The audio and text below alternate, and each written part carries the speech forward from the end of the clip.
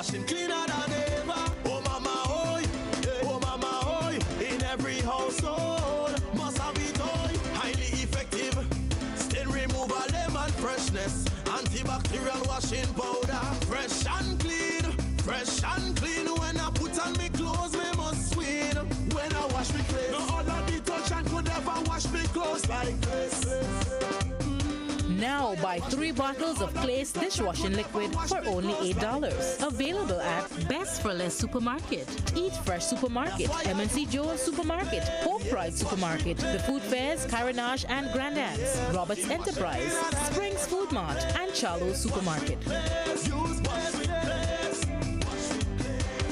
Other Clay's products available: hand sanitizer, fabric softener, hand washing liquid, dishwashing liquid, and toilet cleaners. Distributed by Fortune Foods Company Limited, Tempe St. George.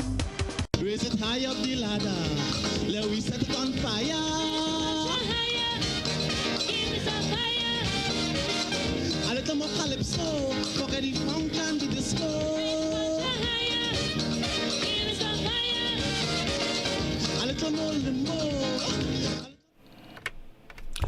Good evening, folks, and welcome to We Culture. It's another Friday. It's the 23rd of October 2020, and it's a pleasure to be here again this evening to bring to you a program that deals with our way of life, the events, the activities that has helped shape and change our lives over the years. The team is here with me. Of course, Scholar is here, Livingston is here, Reese is here.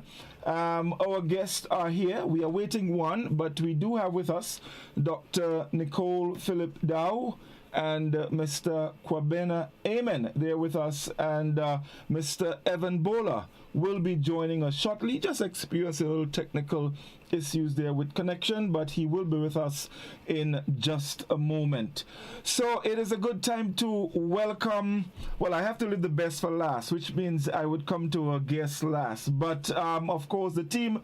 Scholar, how are you doing? Are you hearing me? Very well, thank you. Prepped up for this one.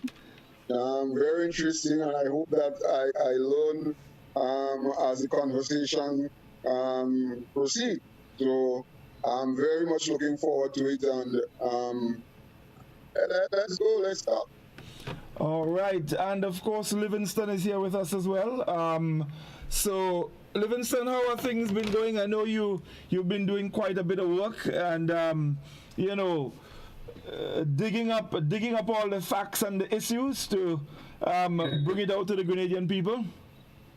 Yeah, good night to everyone, guys. This chapter hopefully is our last one on this for this month. Very. It's heavy. It's heavy, Godfrey. Hope we would be able to inject some humor here and there, but it's a very heavy, but it's also very necessary and interesting. And I'm really looking forward to hear the views of our guests tonight. I think it will be a very interesting conversation. So here we are again. Yes, indeed. And of course, our social media expert is with us as well. Reese, how have you been doing?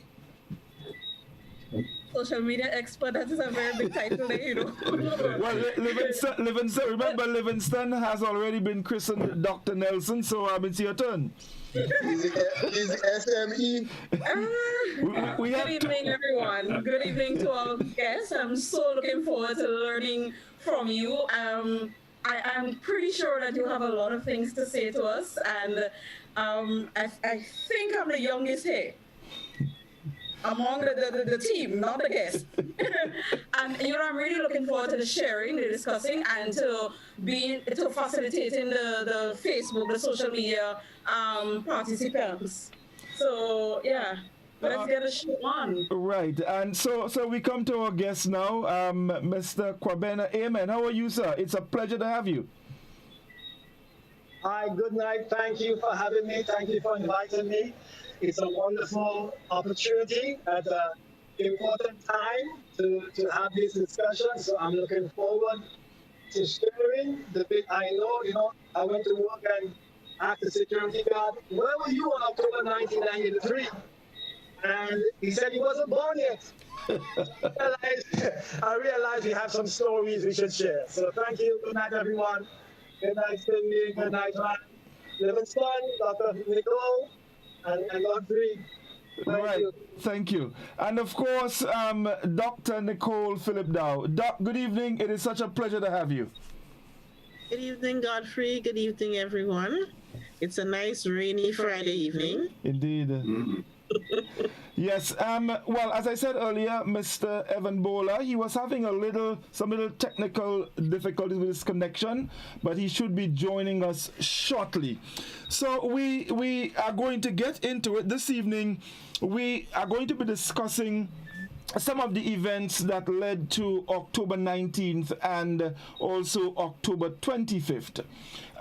Prior to that, March 13th, 1979, what was referred to as a popular people's revolution with many positives. And the first thing that stands out at International Airport, one would also quickly recall the many educational opportunities that was available at the time. And all of these, among other things, all of these were gains of the people's revolution. However, somewhere along the line, something or some things went wrong. And by October 1983, the revolution or the people's revolution was no more. And tonight, I want us to look at what caused that. A revolution that was quite popular, a revolution with so much gains. Somewhere along the line, it died. And with it, some key persons. So I want to start this evening with Mr. Kwabena. I was hoping to start with Mr. Bowler, but he's not with us yet. But I want to start with Mr. Kwabena. Amen. And there is something I remembered very well, Kwabena. In 1983, we were both students at the Institute for Further Education. And I hope you don't mind me saying this. I recall this young man coming around to the students, and his words were, "Students of IFE, we uphold the highest level of education in the country. And our Prime Minister and Minister of Education is under house arrest, and we have an obligation to do something about it."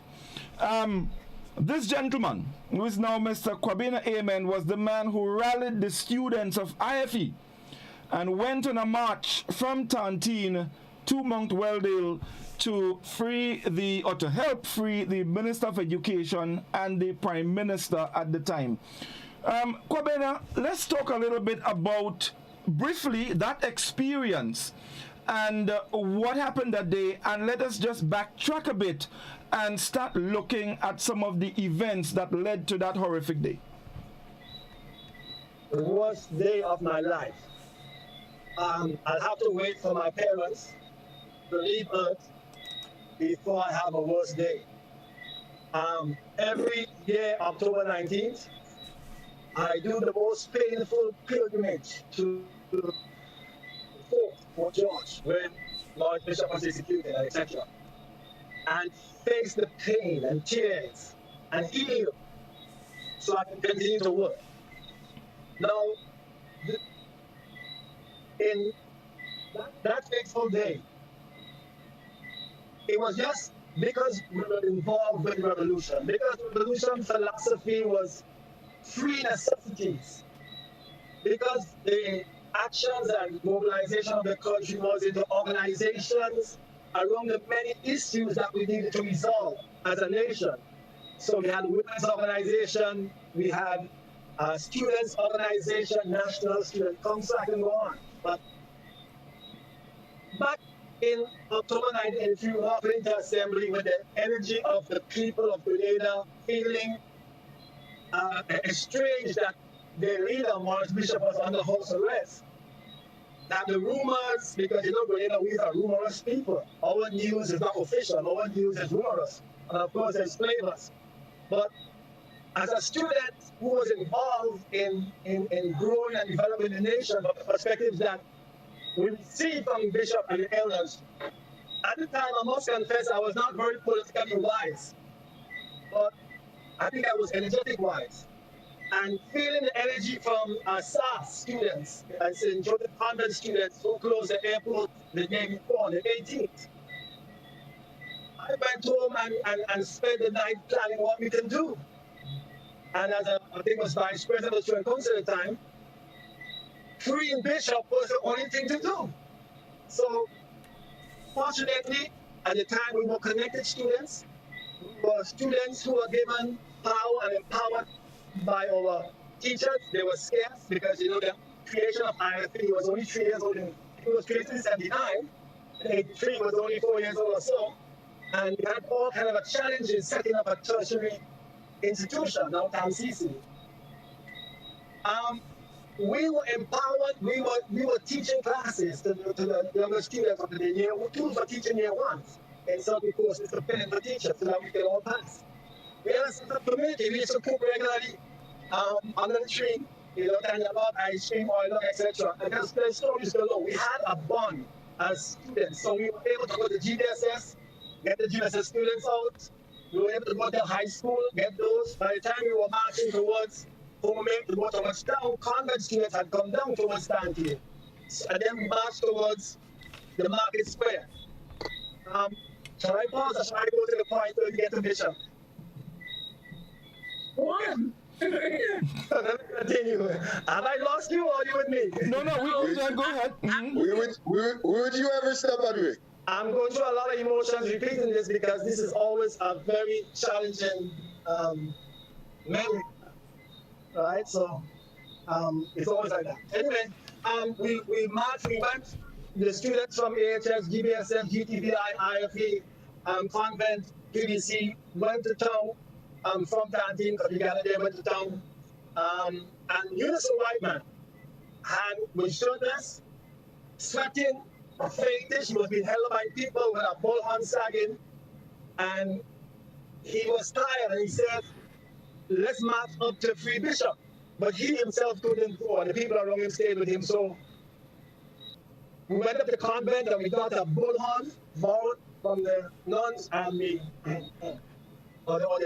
principal, and we marched the people up from the market square, up along Lucas Street, up to Mount Mendale, where there was a massive gathering. There was people from St. Paul's were coming, etc. There was a massive gathering of people. And when I reached the massive trunk where you couldn't really walk no more, you were just standing and just shifting between bodies because we were tightly knit. If we had a COVID, everybody had the virus instantly. We were tightly knit. And the soldiers, the crowd keep coming, so the pressure of the crowd keep pressing against the gates when the soldiers were guarding where Morris Bishop was held. I heard the story later. I was at the back when the crowd apparently at the front began pushing and the soldiers panicked and fired shots in the air. The people who were in front saw the soldiers were firing shots in the air and they surged forward more towards Street Morris Bishop. The people in the back who could not see but who heard the sound, they scattered and started running all kind of directions. And I was in that part of the crowd. And when I woke up several moments later with muddy shirts and broken bullhorn, some people were finding me and giving me water and say, we got Bishop. So Bishop was in a truck. After feeding myself by standpipe, I went down the road and Bishop was in a truck, and there were 4 people in front of the truck. There was the driver, I wouldn't name him now. There was Morris Bishop, there was Jack Inkerf next to him, and there's another person, a male whose name I don't remember. So I went up to the front of the truck and hold on to the wipers and climb up, and I put my hands on the screen. Morris Bishop was in tears, was wearing a white shirt and a green pants. Jackie was next to him and also in tears. And he put his hand against the windscreen. And that was the last I saw of Morris Bishop. All right, so let's hold it there a bit. And I want to now bring in Dr. Nicole Philip Dow. Dr. Dow, we heard quite a bit there from Kwabena, some of the events on that day. And my question to you is, I mean, you're a historian. What caused that? Based on your research and your work, what caused that? People loved Maurice Bishop. My good friend scholar said to me that had they called election shortly after, they would have won a landslide. Well, we've had our discussions on that. But aside, what caused that? Good evening, everyone. The events of October 19th is extremely tragic, and I guess if I say where I was at the time, you could date how old I am, but I would have been at Convent First Form, and we would have heard the older students screaming and obviously running out of the school. And I remember walking down to the bottom of Church Street at the time and seeing part of the demonstration passing, being very scared, not sure what to do. I would have made my way to telephone company at the time. My dad would have been manager at the time and was waiting for him. My mom came. She was working at Bishop's office at the time, Butler House. And we would have walked up to a friend's house just behind where I now work at UWI Open Campus. And from there, I would have seen the armored cars drive up to the fort. I would have heard the explosion. I would have seen people jumping off of that fort. And that memory is still very clear to me. Of course, I would have been Form 1. I was about 11 years old. So a lot of it didn't make sense then. However, having gone to UWI, having majored in history, I was always intrigued by the revolution. My mom was a member of the NWO. She was a member of the militia. She was very, very vocal and very pro-revolution. I would have remembered going to rallies, trying to say imperialism and could only say alizalism because I couldn't say the word properly. But very much a part of the process as someone that young and always intrigued me. Grenada's situation is unusual in the region, unusual because we had moved into a socialist revolution at a time when the world was dividing into two parts, either socialist/communist on one side, capitalist on the other. We had made a very bold move in a part of the world that was basically following the US way of doing things, being capitalist. And the US was very clear in their language that the rest of the region should follow in this way of doing things, in this ideology of capitalism. So for Grenada to move to socialism, you could say we little but we talawa. So we moved in a direction that was totally unusual, but it's going to play on the international stage because we've taken a bold step. And Mr. Amen would have spoken about some of the positives of the revolution, and you raised it. The positives were very clear, but there were also negatives related to the revolution. I guess we can go into the negatives at some point. I think one of the things that, and from looking at the history, one of the things that would have brought on October 19th would have been this idea that by about between the 14th to the 16th of September, 83, an idea that the revolution was not progressing as it should, that there were things that were, for example, one explanation is the economy wasn't where the revolutionaries wanted it at that point. Granted, they were making quite a number of strides, but it was felt that it had not gotten to the point where it should. And joint leadership came up as an option for moving the revolution forward. In hindsight, it was not the best option at all. And what it did was to actually pull the members of the People's Revolutionary Government apart. Because, again, it was I'm trying to get the best possible word to say. It was the strong belief that this was the way forward.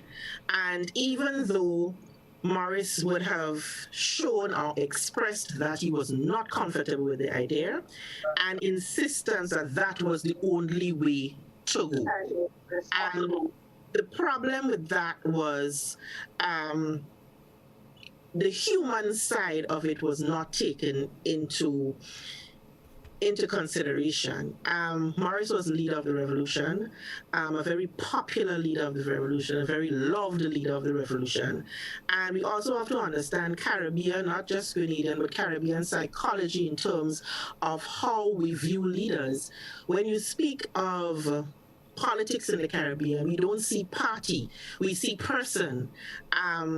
One author calls it the hero and the crowd mentality, but that is our reality. So that the revolution meant Morris, and Morris meant the revolution to the Grenadian people. So to ask for a joint leadership that he was not comfortable with, and the situation escalates to a point where he says yes, because the rest of the team said yes. They eventually won him over, but he was obviously not comfortable. And when he changes his mind after a while, you find that split taking place. Out of that split, you have a situation of Morris being placed under house arrest. Now, that was a mistake. Placing him under house arrest means that you are taking him away from the people that he loves and the people that are comfortable with him. And doing all of this, not explaining to the people what's happening. And Mr. Amen spoke about the rumors. You know we bad on a rumor in Grenada. So one person says something and it goes off like wildfire. But there was no explanation as to what exactly is happening. So the people took matters into their own hands between October 18th, 17th, 18th, and 19th in demonstrating because they wanted their leader back. And obviously so, because they were not hearing from him.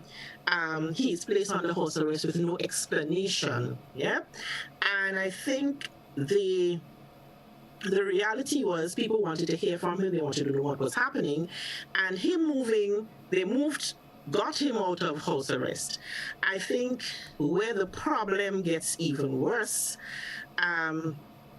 is that instead of going to the market square, there's a movement to the fort. There's a lot of questions there. Why move to the fort as opposed to the market square?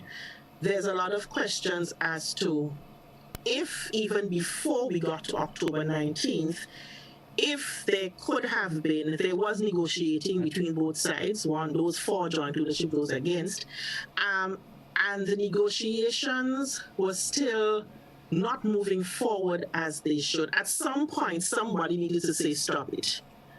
Somebody needed to say, this is not making sense. If Morris is uncomfortable, if there are other persons within the party that's uncomfortable, and the people don't know what's happening, do we risk for letting this whole thing fall apart for a belief that this is the best way to go? And I think that is where things basically fell apart. The inability to compromise and to effectively negotiate this. All right, Dr. Dow, thanks. So we're going to just take a short break here. When we come back, I'm going to bring in the rest of the team and we are going to sort of backtrack to 1979, 80, 81, 82 and follow some of the events that happened during the period. So stay with us, folks. We'll be back with you in just a moment.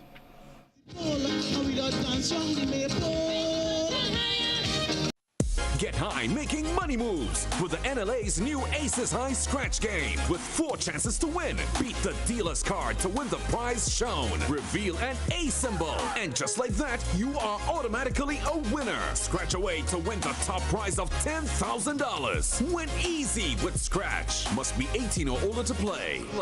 This is the National Lotteries Authority's Daily Pick 3 evening draw. It is Friday, October 23rd, 2020. I'm your draw hostess, Leslie Ann Johnson. Johnson. Supervising the draw, Miss Priscilla Barry. She's representing PKF Accountants and Business Advisors. A quick reminder, as usual, there are 4 different bet types in this particular game from which you can choose. They're called inline, mix, pair, and backup. It pays to play Daily Pick 3. Let's see if you are a lucky one. Good luck to you.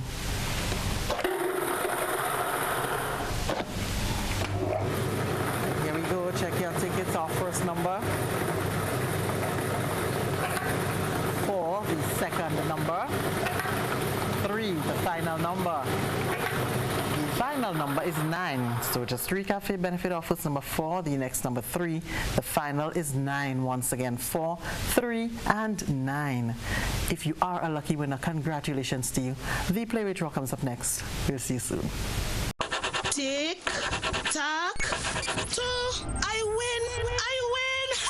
Feel like a big kid again when you play NLA's new scratch game, Tic-Tac-Toe. It's instant cash on the go. Reveal 3 X's or 3 O's in the same row, column, or diagonally, and win the prizes shown, or as much as $5,000. Win easy with Scratch. Must be 18 or older to play. Tic-Tac-Toe, please. Give me a tic-tac-toe, please. Tic-Tac-Toe, please.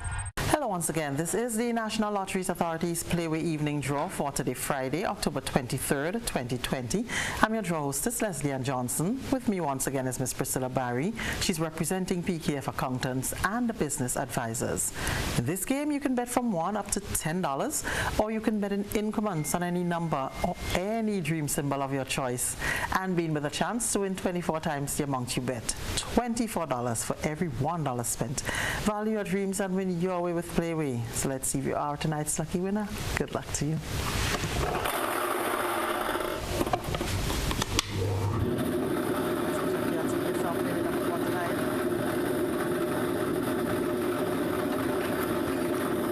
That number is 18. Once again, our Playway number for tonight is 1818. That represents love making. So if you are a lucky winner, congratulations to you.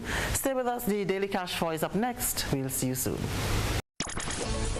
I'm a winner, you are winner, we are winners, winners. It's the big one. Grenada. Imagine winning $25,000 and up to 6 times by scratching just one little ticket. Get your triple cash scratch tickets for a chance to live your best life. Win easy with Scratch. For just $3, match any of your numbers to any of the winning numbers and win the prize shown for that number. Reveal a money back symbol and win the prize instantly. Triple cash scratch in stores now. Must be 18 or older to play. Cause I'm a winner. From the moment that I get up, I'm feeling right. All right, so we're back with you. This is the National Lotteries Authority's Daily Cash 4 Evening Draw for today, Friday, October 23rd, 2020. I'm your draw hostess, Leslie Ann Johnson. With me once again is Miss Priscilla Barry. She's representing PKF Accountants and Business Advisors. In this game, you can choose any number from 0 to 9 in any of the 11 bet types offered. The tickets cost as little as $1, except backup. That costs $2. More plays, bigger prizes. Let's play Daily Cash 4. Good luck to you.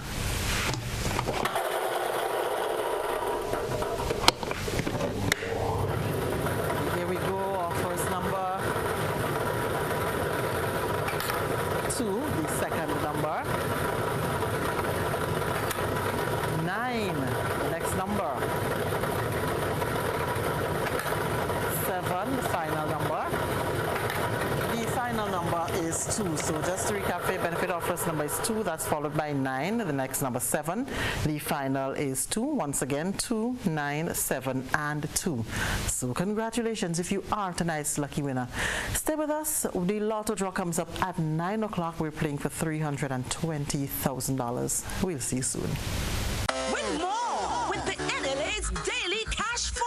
Every day with more plays and bigger prizes to be won. It's a 4-digit game with all the bet types you already know and much, much more. From 0000 to 9999. Choose your 4 numbers and place your bet from 11 different bet types. Choose from inline, 4 different mixes, first 3, last 3, and 4 different backup options too. Best of all, it starts at at just $1, except for backups, which starts at $2. Win as much as $5,000 with a $1 inline bet and as much as $6,200 in a $2 backup bet. Imagine $50,000 for a winning $10 inline bet. There's definitely more to win with the Daily Cash 4. More plays, bigger prizes. Twice per day, Mondays to Saturdays. Must be 18 and over to participate.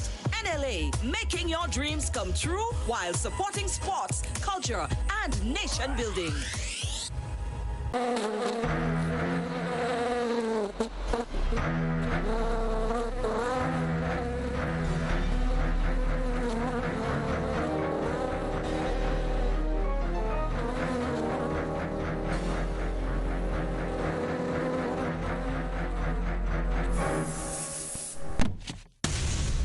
Get serious. Get bop. Available at Hubbard's Agency, Kirani James Boulevard, St. George. Hills and Valley Med Care Center, located on Grenville Street, St. George's, has a highly professional team that gives excellent service in massage therapy, physiotherapy, speech therapy, medical consultation, and more. Hills and Valley Med Care Center sells a wide range of medical supplies, offers home visits for patients in Grenada and Carriacou, and opens Monday to Saturday, 10 a.m. through to 7 p.m. Visit or call Hills and Valley Med Care Center today, 435-6904.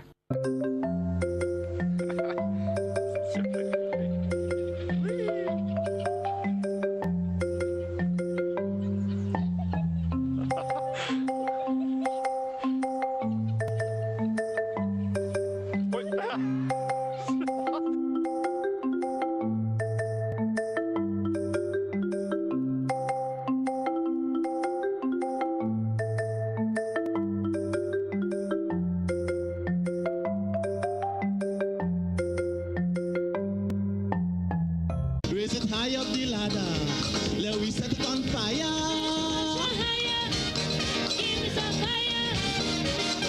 A little more calypso. Forget the funk and the disco.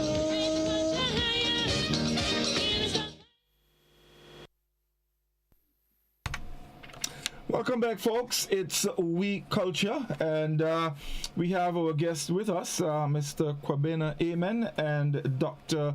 Nicole Philip Dow. I want to just quickly go to the team, and let me start with you, Scholar. You've heard Dr. Dow, you've heard Kwabena. Your take on what was said. I know you were listening attentively. Give us your perspective on what you heard so far. Thank you, Godfrey. Well, seriously, I have decided from since early that I want to sit down and enjoy this program. To listen more than to speak, and to really get the views, especially from, I was expecting Mr. Bola to be here and Mr. Amen, to get that kind of first-hand kind of experience. And then for Dr. Dow to put the historical spin and the historical perspective on it, which has already started to happen. And so what you heard is it's so profound. I could have felt the passion and emotion that was running through every single syllable that Mr. Amen would have been articulating tonight. I mean, this thing, it feels almost like it's fresh in his mind. And one thing that stood out for me really was when Dr. Dow would have said that there was no compromise. Somebody at some point in time would have said, what's going on? Let's stop. Let's take stock of where we're going. And that did not happen. And that's one of the things I believe in all of the discussions about the revolution and what happened and its demise and so on.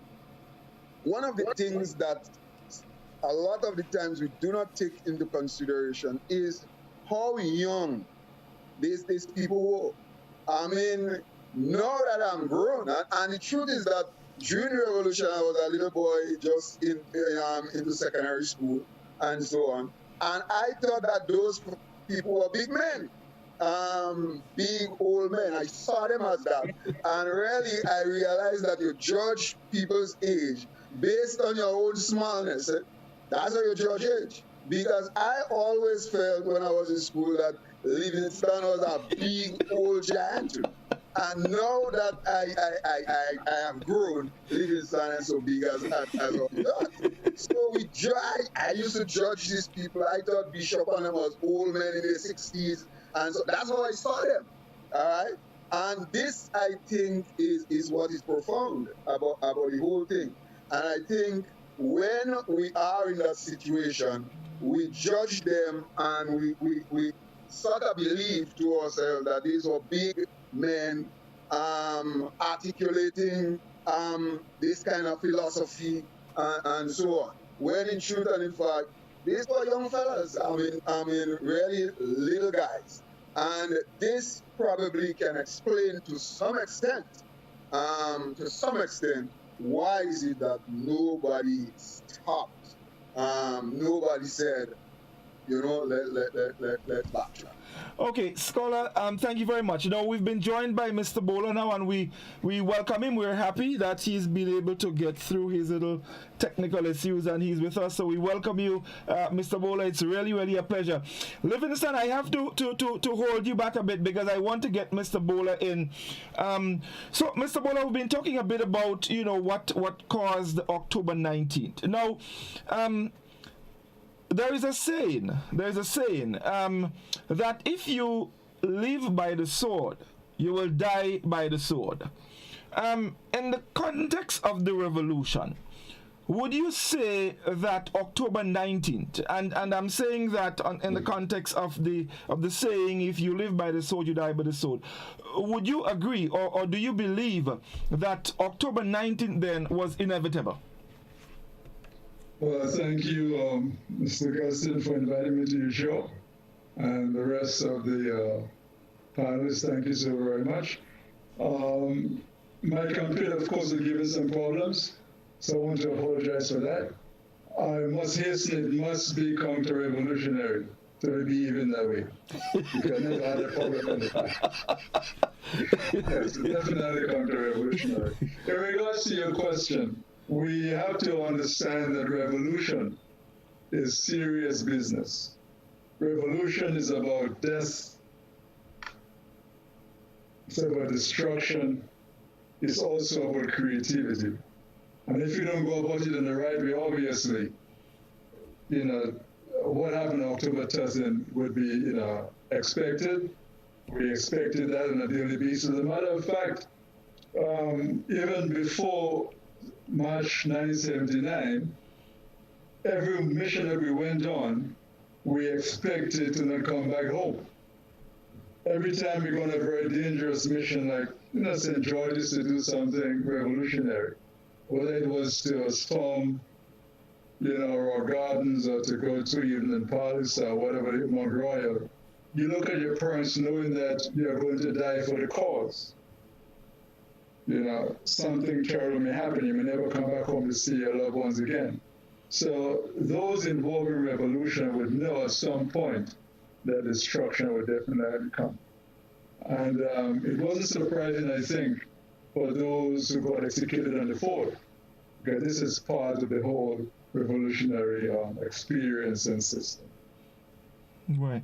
But of course, October 19th, Mr. Bowler, it didn't just happen in isolation of everything else.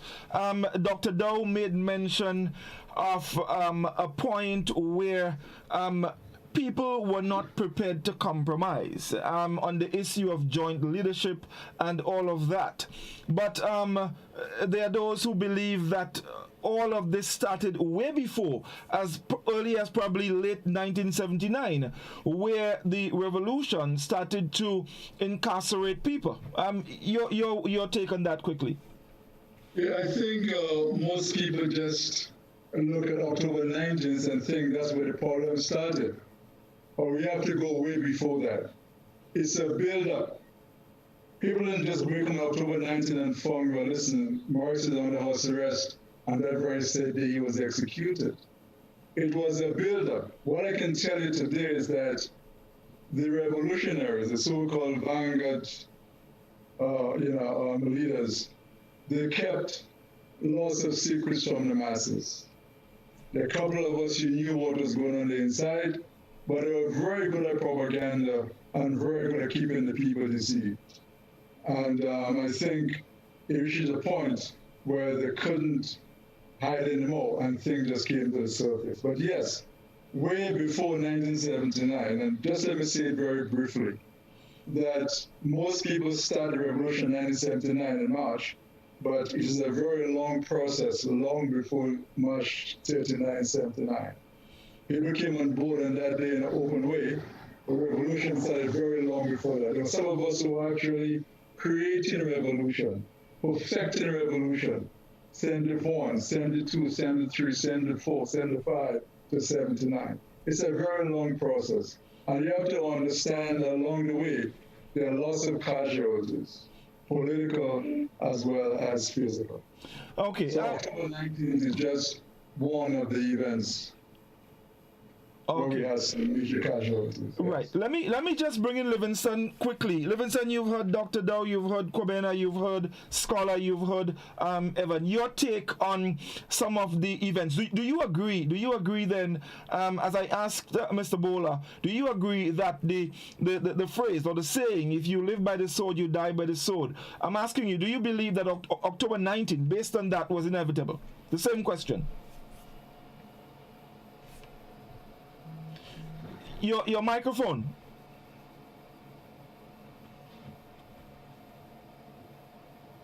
Yes, thank you. I said I would like to argue with you on that, those who live by the sword will die by the sword. But also, when you look at world situation, a lot of innocent people got killed by the sword that was never living by the sword. So I'm not so sure if that has to apply or it applies all the time. Yeah? So I wanted to start with that. I want to pick up on one and Dr. Nicole statement that she made, also Scholar, and then Evan Bowler. When Scholar mentioned the guys and them were extremely young, they were really young. They were young men that were actually involved in the revolution, but those young men had a leader.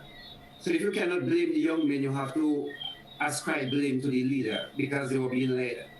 So that whole notion that they were young and they were doing things, but because they had a leader. So if you cannot blame the young men, blame the leaders. Who are the leaders? Secondly, when Dr. Nicole mentioned about the fact that no compromise, the whole revolution was based and built on a lot of deception, starting with the whole takeover of Jewel, the marginalization of those guys that were in Jewel, the hardcore revolutionaries. The guys like Evan Bowler and some of the guys from Tivoli that were actually hardcore revolutionaries. Let me just give you a little thing as it relates to the influence of Tivoli on the revolution. On a lot of the mission, Evan was just mentioning some of the mission that they had to go out and carry. I know he's not giving any detail, and I would refrain from giving those details also. But let us start with March 13th, where they were the only guys that the troops out of St. George's that went right around the island doing mopping up operation. They actually met the Mongols gang in Wester Hall and disarmed the Mongols gang. The Tivoli troop went as far as to take over the last station standing was Guav, police station. At the end of the day, when you look at those persons that were rewarded, apart from all the missions they went to, only one person from Tivoli became a sergeant in the army. Why was that? So from the day, there was a lot of deception. There was a lot of happenings. I would want to even forward you to even the whole ideology of Marxism-Leninism. No, Marxism-Leninism based on this ideology based on class. Yeah? But the revolutionaries, the NGM, never came out openly and said to the Grenadian people before the revolution that was the ideology. They were piggybacking on the reggae music, on black nationalism, the black power movement, the civil rights movement in America. So we young people, we thought that that is what the revolution was all about. It's only on March 13th that you actually saw, probably years after, that the ruling ideology was Marxism-Leninism. Okay. So I can say more, but I will stop you in the meantime. Right. Let me just bring in Risa quickly. I know, Risa, you've been following the Facebook. What's happening on social media? Your microphone?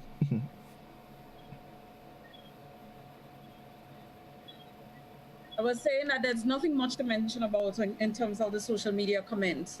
We have a number of viewers. They're there. They're doing what we're doing. They're listening and learning. But yeah. But I'd like to pitch in.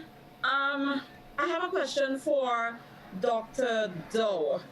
From the eyes of a child, which I was during that time, the revolution and the fall of it, there are some words that are very synonymous to me with this whole period. Some of them are very prideful, and some of them it kind of leaves you to wonder as a child. For example, militancy, rebelliousness, like belonging to something, seriousness, inclusive, agriculture and agro-processing, education, women power, those sorts of things, they come to mind. Now, as a child, Dr. Doe, you were in Form 1. Every time October 19th comes around, what is that like for you? And my next question is, what does Martyrs' Day mean anything to you? Is that a day you think that we should be recognizing in our every year life? Dr. Dow? Thanks for the question. That period of, I think for me it's twofold. It's on March 13th. It's the month of March, and it's the month of October. The month of March, because this is our second revolution in the month of March. The Fedon Rebellion would have been 2nd and 3rd of March, 1795, and then the Socialist Revolution, March 13th.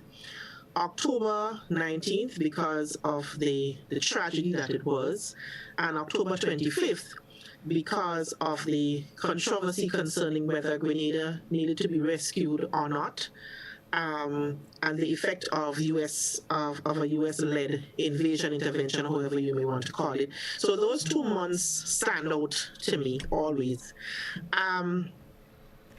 Just repeat the second question. The martyrs, well, the first martyrs, yes, right. Recognizing history for me is extremely important. And unfortunately for Grenada, we haven't gotten to that point. We've started. I'll say we've started because we have a few monuments up that speak to what has happened to our past. So we have something at Leapers Hill for the Kalinago. We have something in St. Patrick for Indian arrival. We have the statue of Sir Eric. So we've started very slowly, but we started the process of recognition.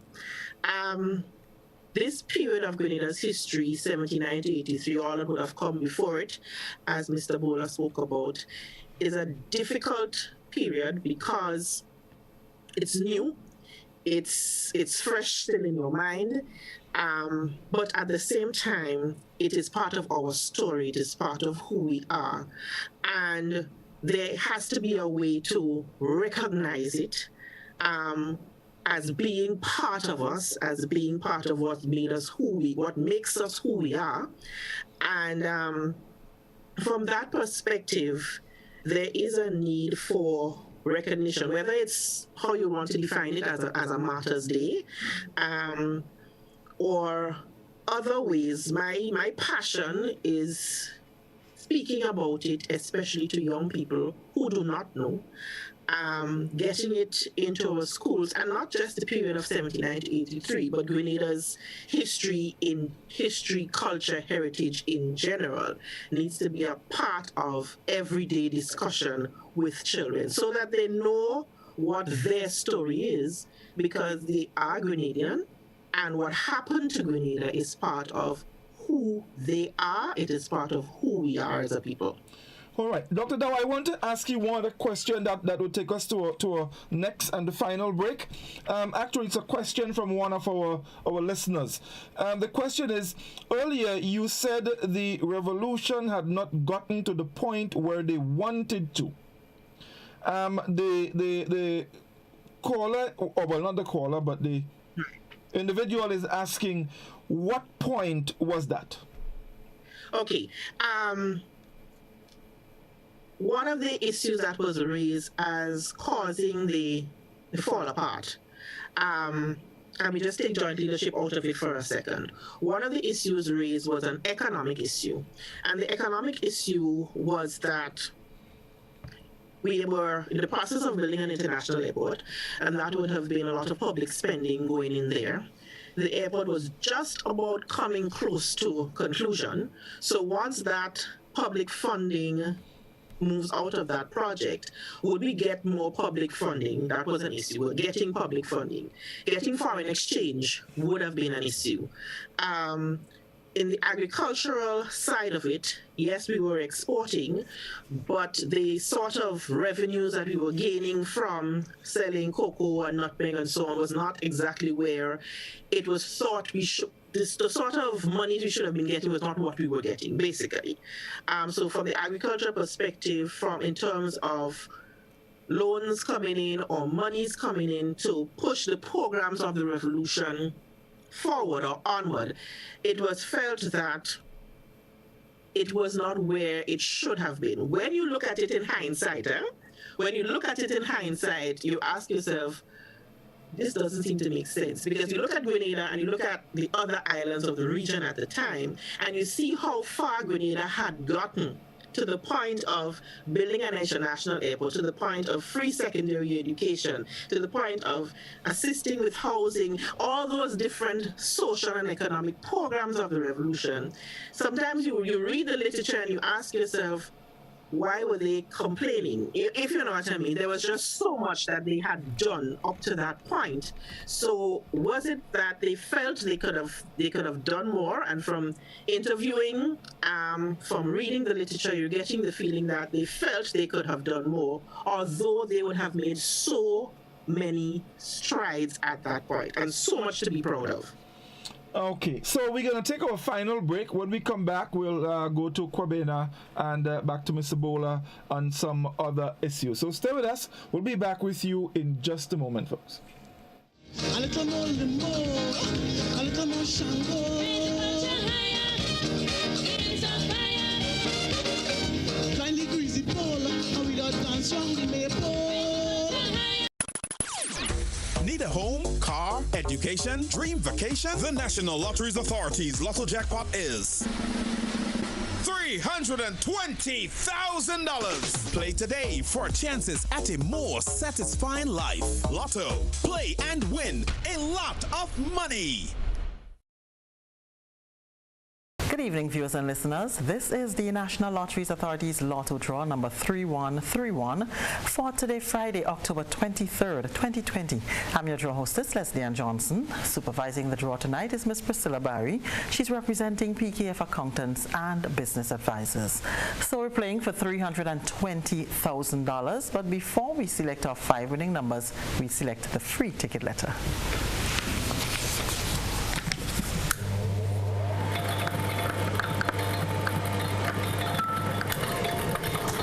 So our free ticket letter for tonight is L as in Lotto. Check to see if it matches that on your ticket. If it does, of course, you can claim your free ticket at your outlet of purchase. So we'll now select tonight's 5 winning numbers for $320,000. Good luck to you.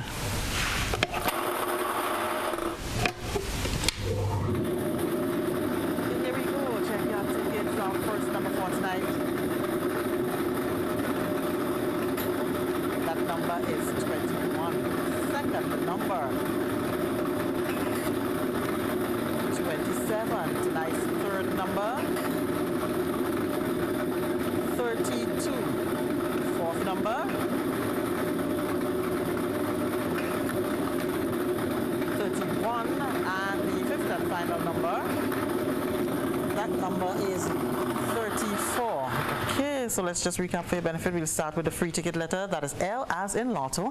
And the 5 winning numbers for $320,000 are 21, 21, 27, 27, 32, 32, 31, 31, and 34, 34. So congratulations to you if you are tonight's lucky winner. Continue supporting the National Lotteries Authority. Have a great night. Tick, tock, toe. I win. Feel like a big kid again when you play NLA's new scratch game, Tic-Tac-Toe. It's instant cash on the go. Reveal 3 X's or 3 O's in the same row, column, or diagonally, and win the prizes shown, or as much as $5,000. Win easy with Scratch. Must be 18 or older to play. Tic-Tac-Toe, please. Give me a tic-tac-toe, please. Tic-tac-toe, please.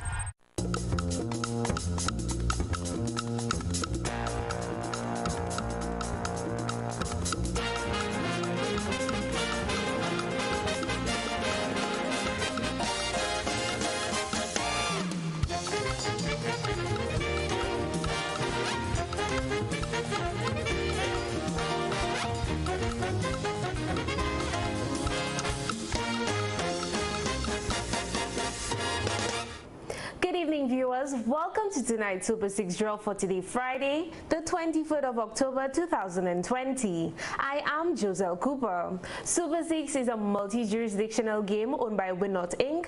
and is played within the islands of St. Vincent and the Grenadines, Dominica, Grenada, and St. Lucia. Tonight's jackpot is $260,000.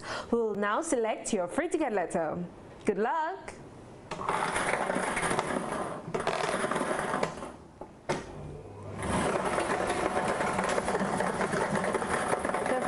Letter is N. Please stay tuned. We'll be right back with tonight's winning numbers.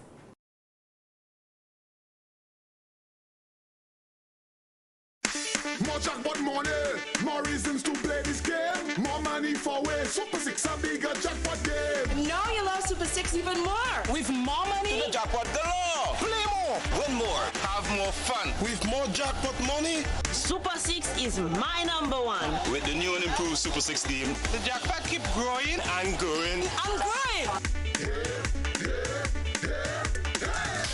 More jackpot money, more reasons to play this game. More money for way. Super 6 a bigger jackpot game. Super 6, bigger jackpots, more chances to win. Welcome back. Now for the winning numbers. Good luck.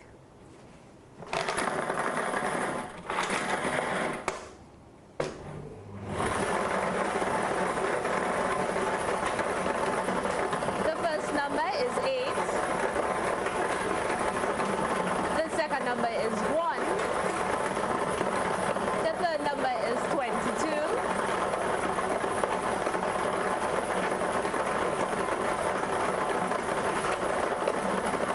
The fourth number is 11. The fifth number is 2.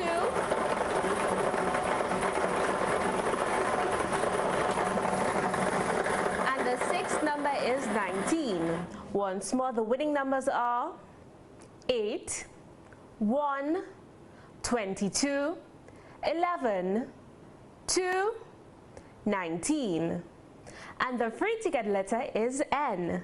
Tonight's winning numbers were drawn under the supervision of an auditor from BDO. Please contact your relevant Central Lottery office for further information on the payment of prizes. Thanks for playing, and remember, with Super 6 there are bigger jackpots and more chances to win. Join us on Wednesday, the 28th of October 2020 for our next draw. Until next time, I am Joselle Cooper wishing you a pleasant evening.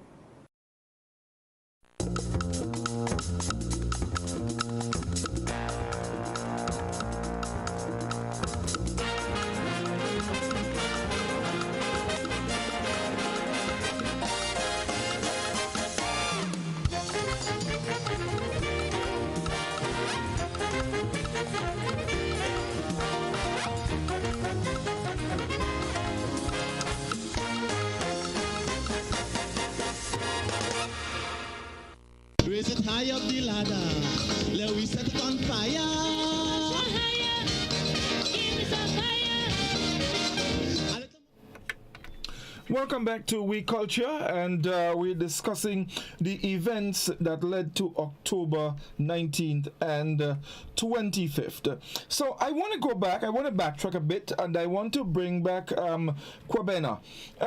One of the issues with the revolution was the arresting of a lot of people over a period of time, some 3,000 plus over a period of time, in almost every case without charge or trial. Kwabena, do you think, because the revolution that was supposed to be the people's revolution and putting the people first, how do you think that affected the popularity of the revolution? Wow. Thank you. Let me just address this from a different angle. Dr. Dow, you mentioned you were able to get to the documents, historical documents, and access information that as a 17, 18-year-old we didn't have access to. And yes, the youths were being led, and we were led by our love for Maurice Bishop and the philosophy, the vision which he represented. The negatives of the revolution, we all touch it. But let's go what was positive and what was negative about the positive. The vision was for free education, free food, free housing, free necessities, and luxuries we pay for the public. But to bring that vision of necessity, it means people need to be enlightened, educated about why we should organize our society differently. We born into slavery and the philosophy of capitalism now, etc. And we reached out to some other philosophy to solve our Grenadian human issues. Along the way, within the 4.5 years, I think when we were Grenadian and practicing Grenadianism, awakening the Grenadian spirit and feeling of cooperation and getting things done, to that extent, the revolution was successful. To the extent that we were using force to bring peace, to the extent that we were arming people with guns to bring peace, is a negative. You cannot use weapons or force of any form to bring peace. Peace is a calm state of mind, harmony in your nation, the organization of your pillars of economy, medicine, education, etc. Harmoniously organized, that's peace. We, born into us, fighting a situation, try to use weapons of war to bring peace. That is my hindsight, and Dr. Nicol was right about that. And now with hindsight, I can reflect upon the philosophy and what went wrong. The revolution is still alive, and I want to mention, you mentioned that, died on October 1993. No. The revolution started, this revolution started when the first slave slapped the first master on plantation in Grenada. That's where it started. Because he wanted his freedom. He wanted his freedom of necessities and his ability to create luxuries. He was fighting for that. Dr. Nicol mentioned the revolution of March 31st of thereabouts in 1795 with Fedon. That was a revolution that used force, death, destruction to bring some kind of freedom, at least of the physical kind and the necessity kind. Uncle Gary Revolution of 1951, March 13 was, again, to bring clothes to people, to bring necessities to people and the ability to live a life of partial luxury. The 1979 revolution, again, was about freeing us from that situation we found ourselves in, when our own people become corrupted by the system they're practicing to free their people. Uncle Gary was the first example. The revolution got corrupted by its own efforts to free its people. The fourth revolution of March 13th, 2018, when the NP government win 15 seats for the third time, is a revolution. It's a continuing of this revolution. And right now, in the global situation, the leadership in Grenada, which has always been here throughout these revolutions, the leadership needs to address how we're going to resolve the issues now facing us with a view to resolve it globally.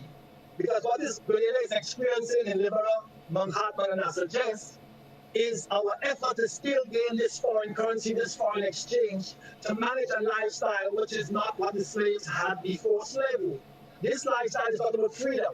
Freedom means necessity is free, and then your luxury is paid for. When you have to buy food, pay for for medical care, pay for your education, pay for your housing, which are necessities of the human form, what kind of a system do you have? So the revolution will be on until globally, now because we're connected globally, until every human being experiences necessity like all other creatures. I'll stop in a minute. All other creatures experience necessities freely except this educated one. There's something wrong with this one, and the revolution is about changing it into how it's supposed to be. Not your ism, my ism, or their ism, or this ism, or historicalism, or some bookism, or some scripturalism. No. The human family has a way of being. Let us return to that. Everyone knows what it is. It's half an inch within your chest. So this is the next revolution. Okay, thank you, Kwabena. You see, my focus here is, it has to do with a People's Revolution of 1979 that was very popular, that brought gains. I mean, Dr. Dow spoke of the international airport and the educational opportunities, which, I mean, to me was extremely significant of the revolution. But something went wrong, and this is what this is what I want us to look at and to get out. What actually went wrong? We spoke earlier, Dr. Dow mentioned earlier the issue of the compromise, which is a big thing, but I want to go back. Even Bola, very early, as early as 1979, the revolution started, as they said, putting people on the heavy manners. Of those people were persons who were actually involved in the formation of that revolution. Why were these people targeted, Mr. Bola? Yeah, that's a very interesting question. And just to stay focused on what you asked before, the whole theme of this discussion, what went wrong? What led to the demise of the revolution? And no matter how well they want to phrase it, the revolution expired long before October 1983. We fought for a cause, we fought for a reason. And if you remember very clearly, you were probably very young at the time, our slogan was, let those in labor hold the reign. We weren't only fighting to remove Gary from office and to put Maurice Bishop into office. We were, as young people, very idealistic, and we were fighting for a cause. And that cause was the socialist transformation of society. We wanted to make sure the working people of this country benefited the most from what the country has to offer, its resources and so forth. We were actually educated in socialist thought. There's no need to go over all the books that we read from Lenin, from Marx, and Nkrumah, from Nyerere and all those other people that really formed our education at that time. And of course, we moved into socialist thinking. The problem is, after we fought on March 13th, and I must again express the truth here, that March 13th was an accident. There is the belief it was a planned revolution and things happened and we came out of March 2005. It was a pure accident, and that cannot be disputed by anyone. I listened to Red Lane's book, and if you look at it very carefully, you will see that this was not a planned revolution as such. It happened accidentally. However, those of us who took part in the revolution, those that called upon the fight early hours in the morning. And let me give you the message that came to us. I remember playing a cricket match in Maribor on the Sunday before the revolution. A message came directly from St. George's that we should go right away and start to shoot up police stations. Why should we do that? To remove the pressure from them in St. George's. That if we're going to shoot up the stations in the country, they will rush to the country and they'll get a chance to go and hide. Now think positively. If you decide to rob a man's house on Tuesday, will you go and stone the house on Sunday? You would be ready. So my reaction was no, we are not going to do that at all. But had we done that, it meant that the entire army, which we call the Green Beret and the police, would have been on full alert, and March 10th would never happen. If you read again Lynn's book, you will see it was a panic decision that was made. As a matter of fact, early in the morning they called and said, please go out and fight. The barracks is taken. And if you all don't move, they will kill us in town and then, kill all you afterwards. So please go. I refused the first call, the second call. I said, you know what? There's serious implications here. Those guys are panicking. And if we don't move, that's what Livingston Nelson said, we had to take over almost the entire country because they were afraid. 3 o'clock in the evening, we got to Grand Royal, and that's where we met Egan and company. They were afraid to move from St. George's. So yes, we put our lives on the block. But again, you have to understand that there were competing ideologies. There were some who believed that we ought to follow pure Marxism-Leninism. There are some who believe we should follow, someone like, Nehru in Tanzania. There are some again who believe we should follow the Cuban model. So there are different competing theories within the so-called revolutionary vanguard movement. That caused a serious split. There were some who believed that Morris was a little bit petty bourgeois. As a matter of fact, he accepted that he was petty bourgeois. He wasn't revolutionary enough, There are some who felt we should just implement the pure Marxism. As the lad brother said, we had to do what was best for ourselves. I remember having a conversation with Morris in 1980, April, called us down to his house. The three of us had a discussion. And he said very clearly that he was told that we need to form a system that is peculiar to Grenada. We cannot replicate the Cuban Revolution here. We can't do what the Soviet Union is doing. It has to be particularly Grenadian. So we have a different kind of society. We're a more religious-based society. So he was told to just implement, a system that is conducive to economic growth in Grenada. There are some within the party who believe that he ought to do otherwise. He mentioned something very significant. I asked him why doesn't he accept the advice from his mentor, revolutionary mentor in the North. And he was drinking some Banks.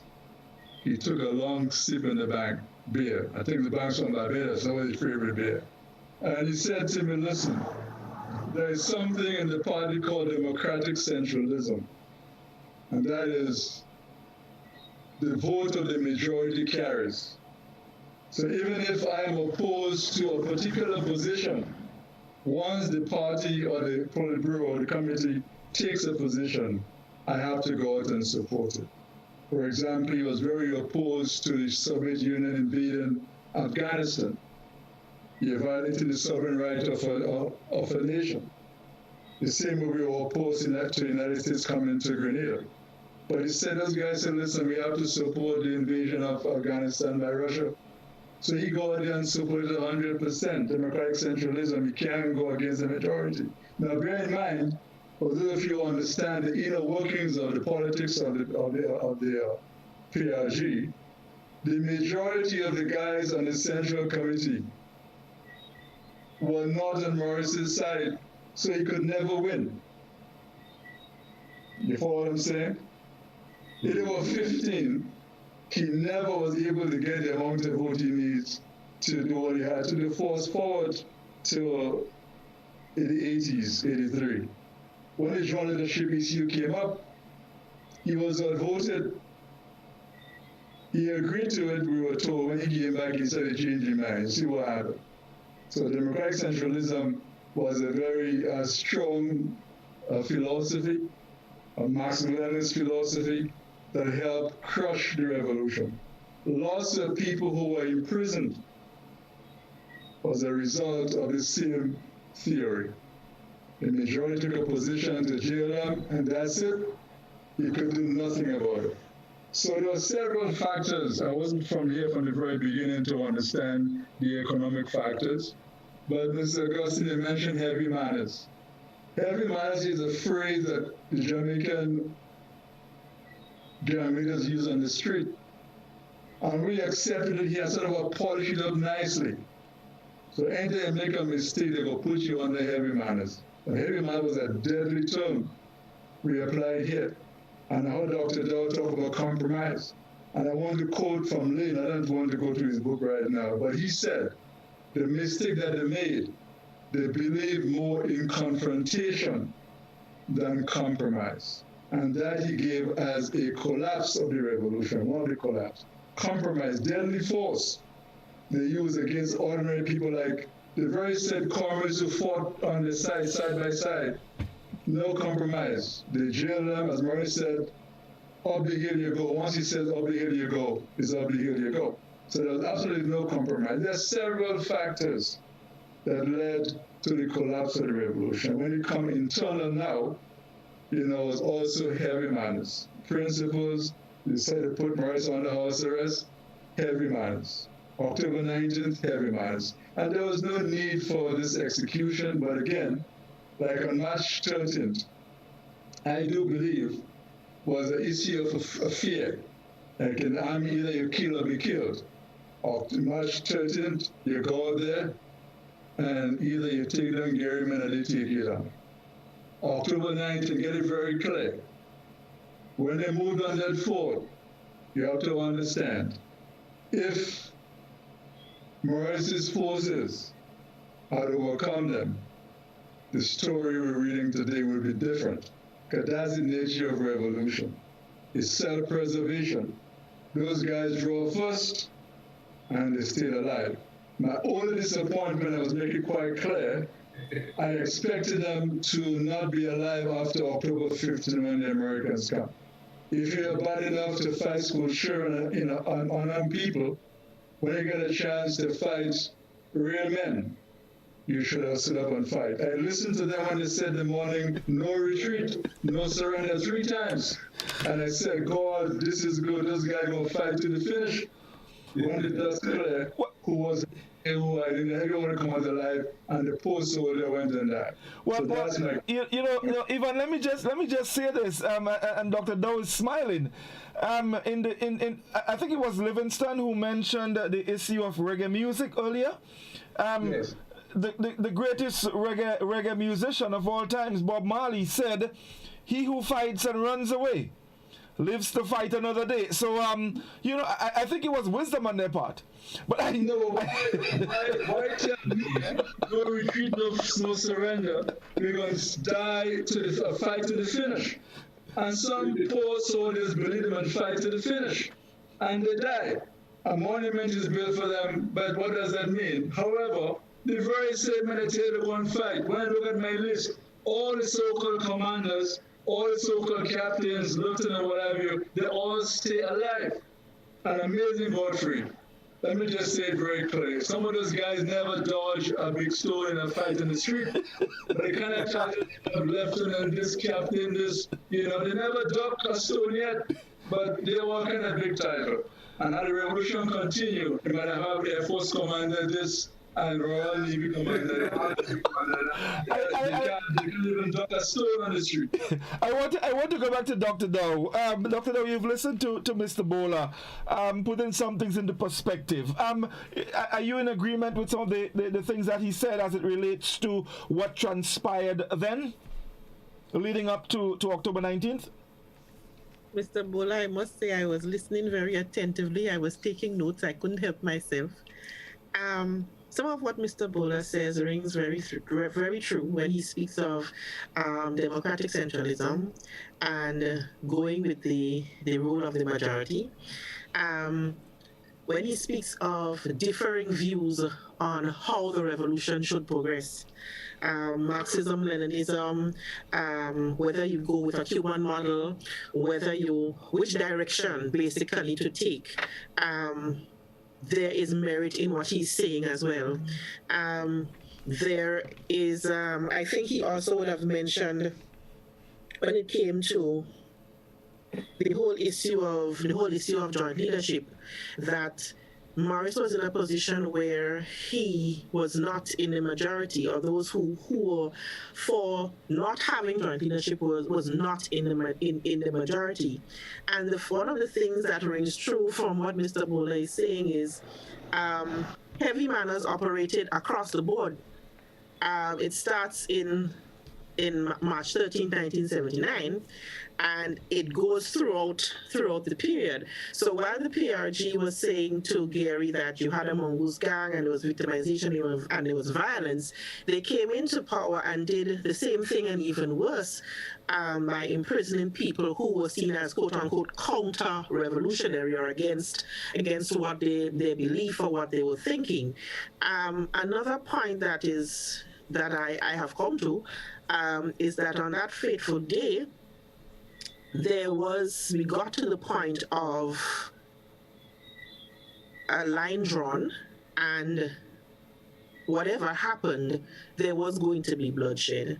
And I think that is extremely unfortunate that we could have gotten to that point.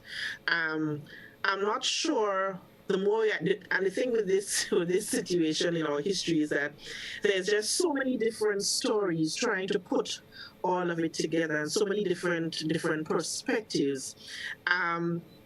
You start wondering was there any point where this ball that started at the top of a hill could have been stopped, and that we didn't end up with a situation that we ended up with. Because there is still a lot of hurt, there's still a lot of anger, there's still a lot of question marks from persons who felt that the dream had died because of what they were expecting, what they had seen, the positives of the revolution. Persons who are still angry and still hurt that their loved one never came back. Whether, like Mr. Bola said, it's one of those soldiers who went off to fight and never returned home. Whether it was a student who went off on October 19th and never came back. So there's still so much that is difficult to grasp, so much that is difficult to deal with. But at the same time, we still have to talk about it, because that is the only way the process of healing would happen. It's the only way it is going to be done. We have to continue to speak about it, even though it gets emotional and it gets very painful at times. Okay. Thank you, Mr. Bola. Right. So our telephone line. I want to ask Mr. Bola a question. Go ahead. Because this has bothered me for some time. And because he spoke about the generals and the little men in the army, and the generals having never even dodged a pebble before. And there's there's that notion that what happened after the blow up of the fort and the lining up of the bishop and others, what happened was just spontaneous, and that it was never a command that came from the generals. Is this a notion that you share? Is this something that you believe? Not at all. I mean, you have to understand revolutionary practice. And to say it was just spontaneous, they were lined up against the wall and, they just were short and nobody gave a command. I think there's one gentleman that I respect quite a lot because he come closest to speaking the truth. This is Heward Lane. He said that he takes responsibility for what happened on the fort. And you have to give the brother credit for that. Yes, he take responsibility. It wasn't spontaneous. He saw they were actually, they were eyewitness in the building nearby. You saw when they were lined up against the wall. There were, moments when, the lull, and then shooting take place. I'll give you one other example of an execution. There was a gentleman named Sean Phillip, and from Mongolian St. Paul's. And June 19, the bomb went off, and they said he set the bomb off. They went to his house. He was given 2 bullets, yes, I was told. he came and asked, well, what happened? They said, look what happened. I would never, he was Maurice's personal bodyguard for a long time. There was a phone call made afterwards. The brother was executed. Got about 27 bullets, I was told. It's not the first time you have that kind of execution taking place. And to this date, not a single one has come forward and say, I am sorry we executed strong innocent. Afterwards, they blame other people for the bombing. But that type of thing, it's kind of, for me, bothersome. And this was the same Sean Phillip. I can give it a page from Lane's book. This was a strange Sean Phillip on the night when they were going to take over the barracks. Over 15 men went into his Land Rover from his house, and he took them to Trublo and led the attack on the barracks. You would never hear anyone mention the role that Sean Phillip played. The history is hidden, and deliberately so. But there's some people who need to come forward and talk about it. And I hope the day would come when guys like Lane in Cornwall would be open enough for the healing of the nation to come together. Even would come to like myself and say, you know what, let us open up and tell the people the truth. Okay. Come Livingston, because I want to get some telephone calls, yes. Mm-hmm. Okay.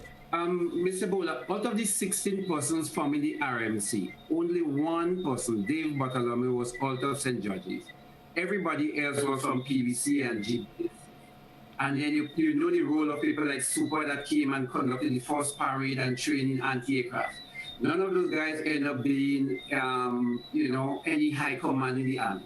Do you think that was a deliberate attempt by some persons within the high ranks of the military to handpick so-called majors and captains in the army? Or do you think it just happened accidentally? I don't think it's accidental at all. You have to remember, and that might sound strange to you, but you have to ever excuse them for what they did.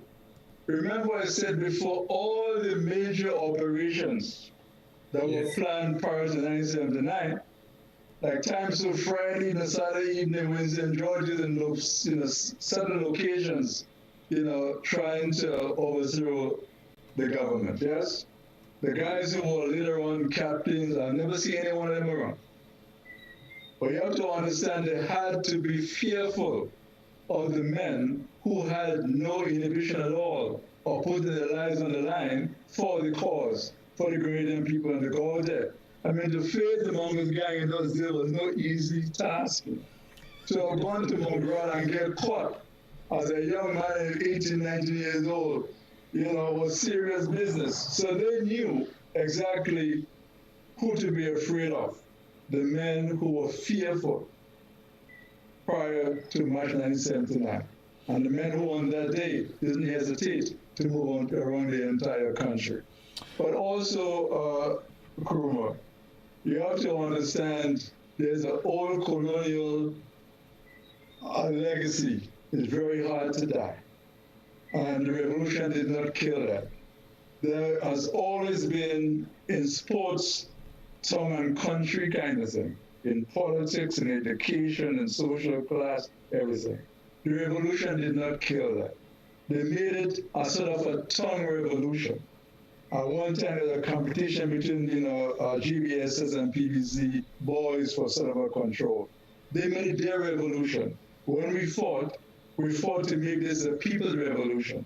It was hijacked. They make it theirs. As Geiger once said, the British and win power for life. But this power was supposed to belong to the people. But they abused it. Used it for their own self-aggrandizement. And it led to the entire demise of the revolution. Okay, Mr. Bola, I just want to, I want to get some of our listeners involved, so I'm going to go to the telephone and take a couple calls. We Culture, good evening. Yes, well, President, good evening. Caller, you have 2 minutes, please. Go ahead. I don't want to stay too long because I'm on cell phone and the money runs out very quick. But I want to give Mr. Bola and Scholar, compliments on the comments.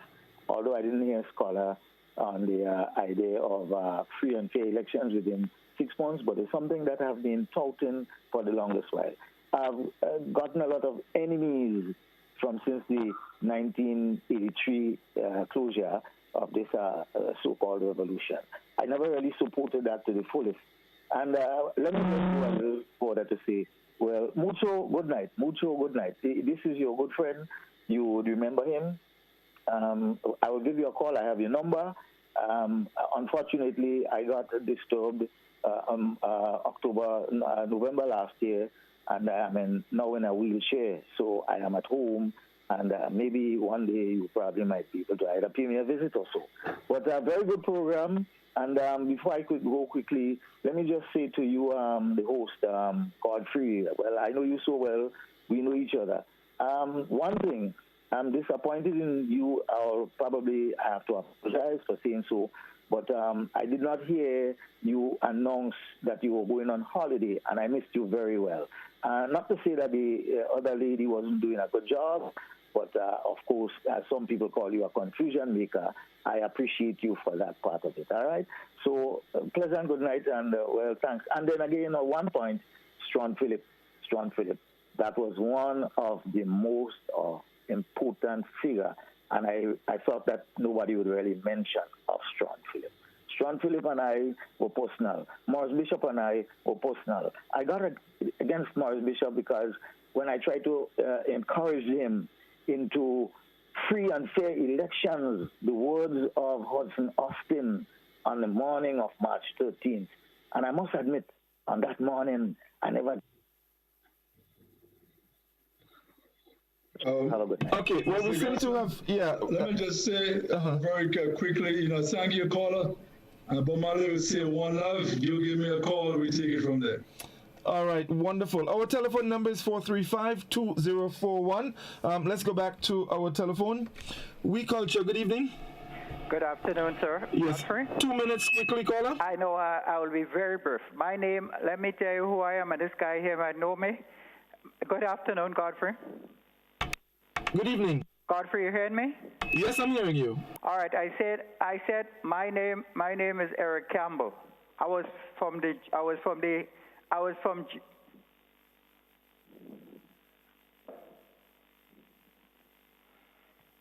Caller, are you there?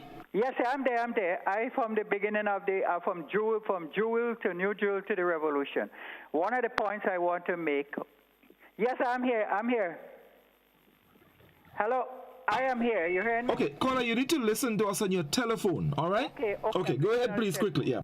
I'm listening. I said I was there from the initial being, from the Jewel right on to... I'm listening on the telephone. I'm listening to you on the telephone. New Jewel movement. We having some problem, Godfrey, with the echo. I'm on the telephone. I'm listening to you on the telephone. What I'm saying is that I was there from the... Caller, let me tell you, the problem is your radio or your television. You need to turn it down. Oh, need to turn it down? Okay. That's right, yes. Sorry. Yeah, I turn it down. You hear me better now? Yes, go ahead. What I'm saying is this: I was from the initial stage of the Jewel movement right on to the PRG. I was one of the most famous, Eric Campbell, who got a lot of beating along with Maurice Bishop. Some of the points I hear you asking, that did not surprise me. From the time Bernard joined the movement, he had his intention to be number one from day one. So what he was doing, he was carefully selecting people who will go along with his side, and he eventually did that. Fidel Castro had warned Maurice Bishop not to be too close to the Russian, but Bernard Close was right in bed with them. So there was two different ideology. Now, the demise of the revolution did not surprise me because I see the trend the revolution was taking. I was the one who designed and built the agro-industrial plant. I saw the trend the revolution was taking. And many times I warned Maurice Bishop about he and code. I warned him about the last place I spoke to Maurice Bishop was when he came up to Antigua for the Antigua and Independence. I was on my way to Canada. And I warned him about the demise of the revolution. He told me when we come back, we're going to speak. But I never came back. And then in 83, the whole thing went down. So what you are, the questions asking tonight, how did the demise take place? Just because Bernard was divided and conquer. He was selecting certain people he bring to his house for political class at 4 o'clock in the morning, trading them, and he was always putting them against Maurice. Maurice accusing him for womanizing, for doing this and that, because his intention was to be the Prime Minister of Grenada and not the Deputy Prime Minister. Okay, caller, thank you very much indeed. Thanks a lot. Yes.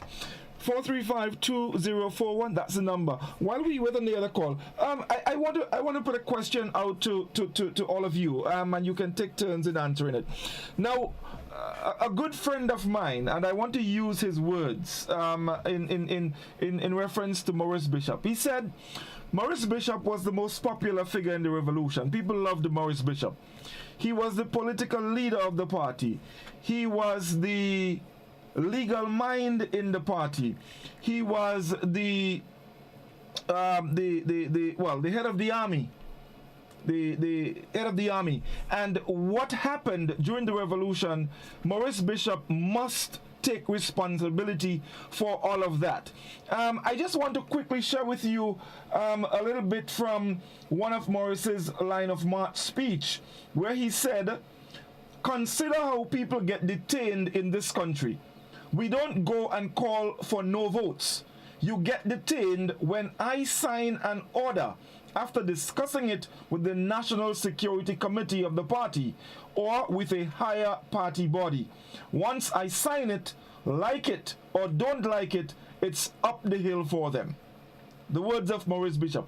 I'm asking you guys, should Maurice Bishop take responsibility for what happened in Grenada, including October 19th? Maybe we can start with Kwabena first.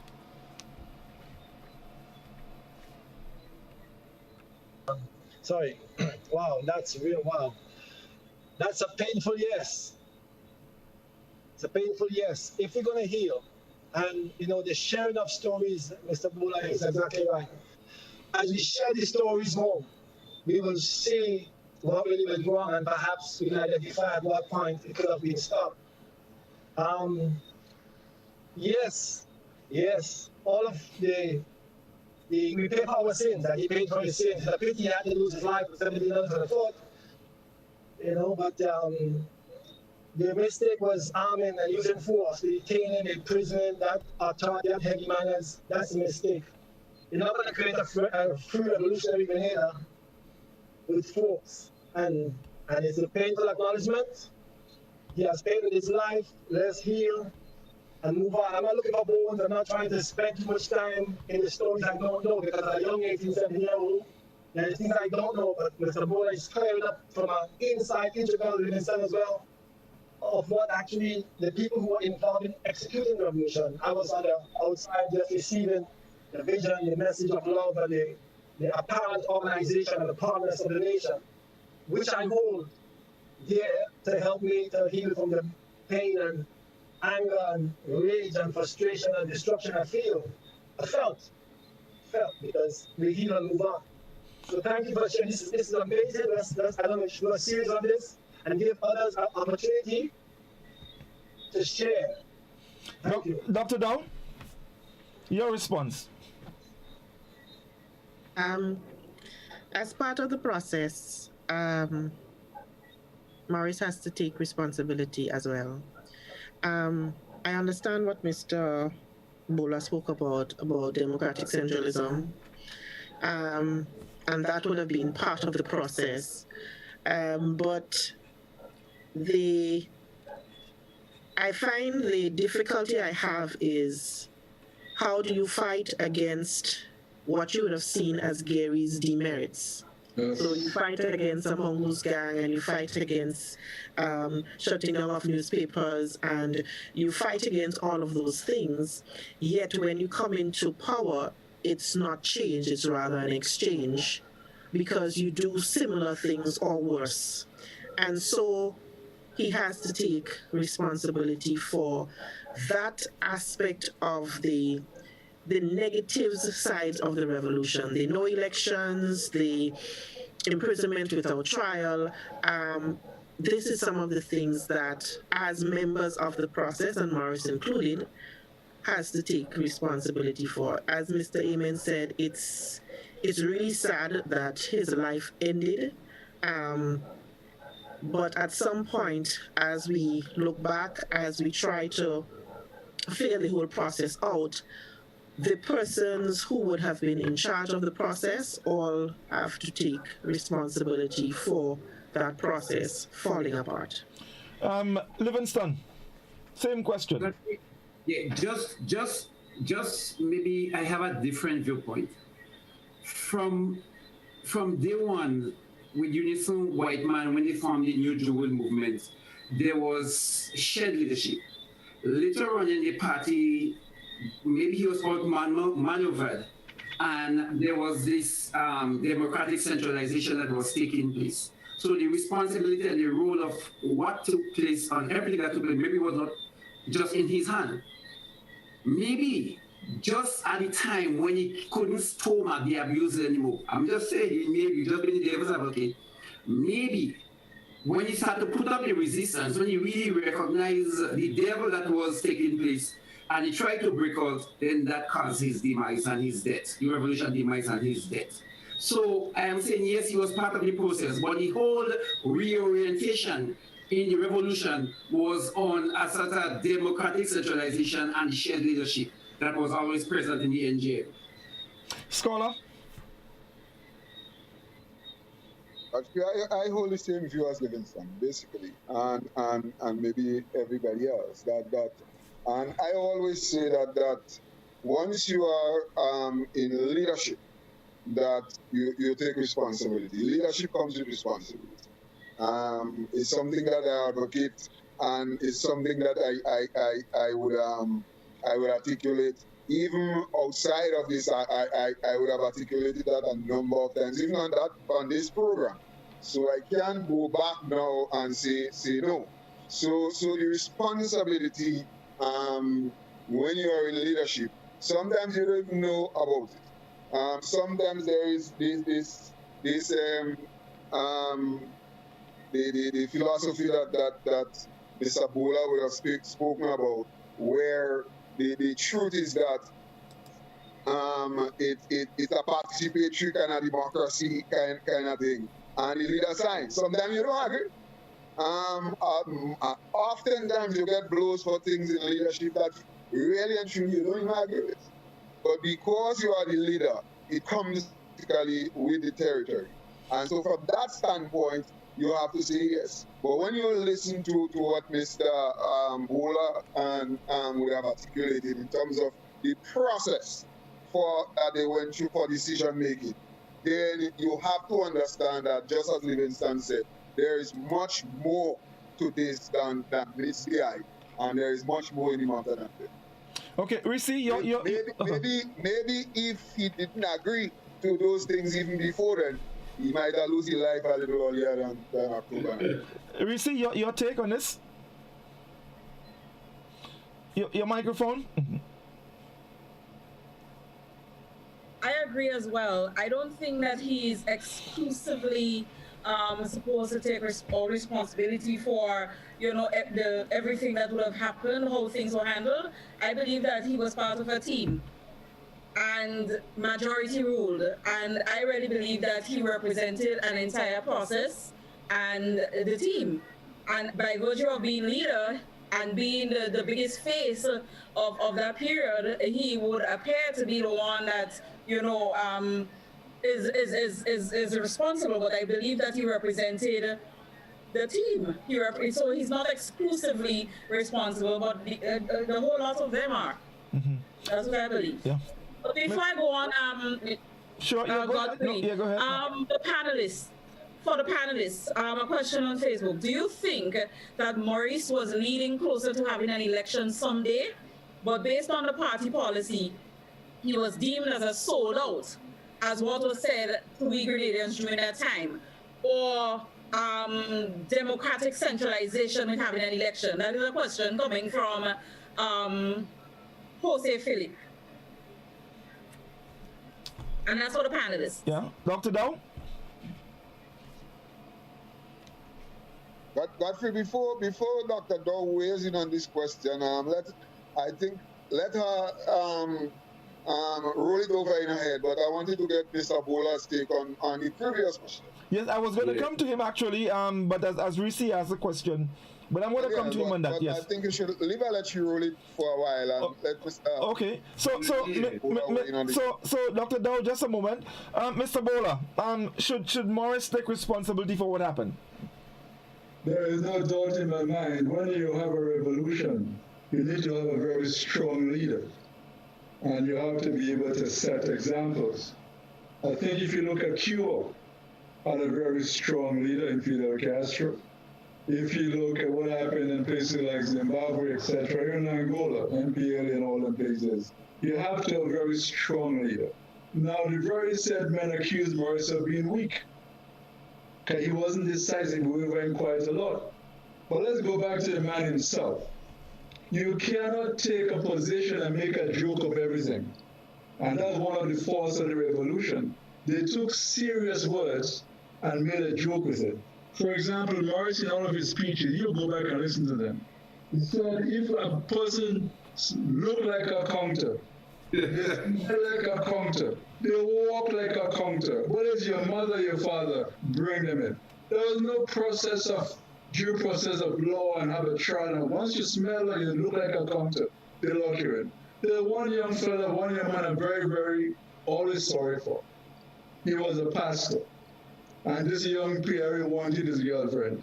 So he went and said the man is a counter. They locked the poor pastor up for over 2 years before they realized what happened. Then they released him and they gave the fella about 2 weeks disciplinary time on the fort. Now that kind of stuff shouldn't be happening. Morris was supposed to take responsibility and he was supposed to lead the country. And I take you forward, the one that say democratic centralism, that is correct. That's what the guys talking about, principle is principle. This is what they were talking about. You have to obey this democratic centralism principle. And he violated it, so therefore, he had to die. But remember on October 19, what happened? Morris was loved, as you said. He had the backing of the people. The masses were behind him, innocent school children. They went and they set him free on October 19th. And if he had the guts, excuse the language, enough to stand up to those guys, I think he would have been alive today. The masses would have definitely encircled him with love and protection. They would have died for him, and he would have been alive. But he decided to continue with the pack of wolves, as Fidel said, and he died in the process. Let me just quickly say here, Godfrey, if this is the same Eric Campbell that just spoke, that I remembered, and he's speaking the truth, he was there from the very beginning, and I must add, the fastest getaway ride I ever got in my life was from Mr. Eric Campbell, driving a vehicle from Woodlands, Sugar Mill, to bus out back on the main road because we were chased by some police in an escort car. The whole thing is a very long car, escort very short, but he was able to really press on that pedal and we escaped it all. So Mr. Campbell, thank you for having me alive today. So let's go back to Dr. Dow on the question that was asked earlier. The question of election. When you go back to the morning of March 13th, and you look at things that were said then, that this revolution is for us, it's for our children, it's for our grandchildren, there's a promise of free and fair elections, and then somewhere along the way, that reality changes. You have question marks as to why change that reality. It made sense to have an election, especially, I would say, in the early parts of the revolution, the early stages of the revolution. It was popular. People would have more than likely given it their blessing. I'm not saying that as time goes on, people didn't get, some people did not feel, well, this is not necessarily where we want to go or what we want to do. But in those early stages, I think that they would have gotten the support that they needed. An election also would have allowed Grenada to get a lot more backing out of the rest of the region. Yes, we were friends with Jamaica under Manley. Yes, we had Fidel as a friend out of Cuba. But for the rest of the region, you would have gotten that sort of backing. It would have given the revolution the credibility, and we'll use the word loosely, that they were looking for. The question as to whether Morris would have wanted this and it would have changed along the way probably is a question that we may not be able to answer. Probably, as Mr. Bola was saying, the changes and the differences in ideology as to which direction to go may have been the reason why it shifted from the possibility of election to none at all. One of the reasons given is that counter-revolutionaries would have taken over the process and the election would not have been free and fair, and the possibility of even the things said like CIA influence and all of that sort of stuff. So you're not necessarily very sure if that difference or changes in thinking would have changed that original plan for election at the beginning to something else during the process, and we ended up in a situation where we did not have an election. That, I think, was a mistake, because if you had an election, it would have legitimized the process and something that Grenada could have worked into Grenada's advantage. That's just my views on it. Okay, let's just go back to the telephone line a bit and take a couple calls. We Culture, good evening. Comrade. Yes, you have 2 minutes. Go ahead. This smokescreen of democratic centralism is what I would like to address. On the 25th of September, the Central Committee delivered a report to the general membership of the NJM. The report analyzed that the problem was the quality of weak leadership provided by Comrade Morris Bishop. It pointed out that Comrade Bishop had certain strengths, but they can't carry the party. It went on to say the qualities necessary are: 1, a Leninist level of organization and discipline; 2, great depth in ideological clarity; 3, brilliance in strategy and tactics; 4, the capacity to exercise Leninist supervision, control, and guidance of all areas of party work. If you look at the history of the Communist Party of the Soviet Union, the Communist Party of North Vietnam, the Communist Party of the People's Republic of China, the Communist Party of Cuba, the leader tends to stay in office until he's dead. There is no such thing, in my view, as democratic centralism. If you look at the Communist Party of the Soviet Union, which our boys used to study deeply, this Leninist level of organization and discipline merely means that you have a dictator. And in my view, this is what those individuals who had been influenced by Bernard Cord sought to establish within the NJM party. But history continues, and we can see what is going on in China and in Cuba. People who tend to be leaders for life. Thank you. Thank you very much, caller. Thanks a lot indeed. Yes. The number 435-2041. While we wait, anyone wants to comment on what the caller said? Well, let me just jump in here very quickly on the issue of elections. Revolutionaries don't believe in elections. You know, it's a theory that political power flows from the barrel of a gun. This is what happened on March 13th.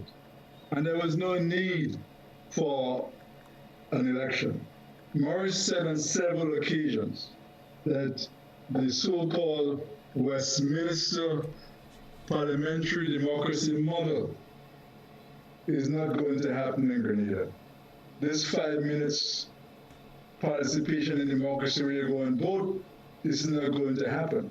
So to have us saying now that maybe later on he changed his mind regarding the election, not a single line have I read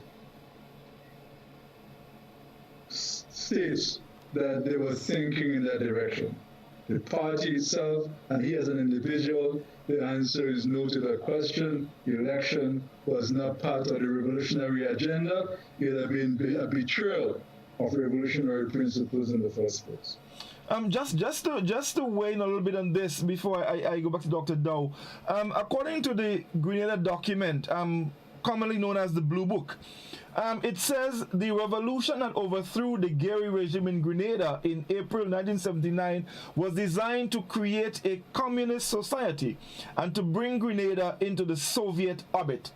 While the leaders of the New Jewel movement recognized that they needed to feign respect for political pluralism and a desire for good relations with all neighboring countries, the actual direction that Maurice Bishop and his NGM colleagues wished to take was clear from the outset.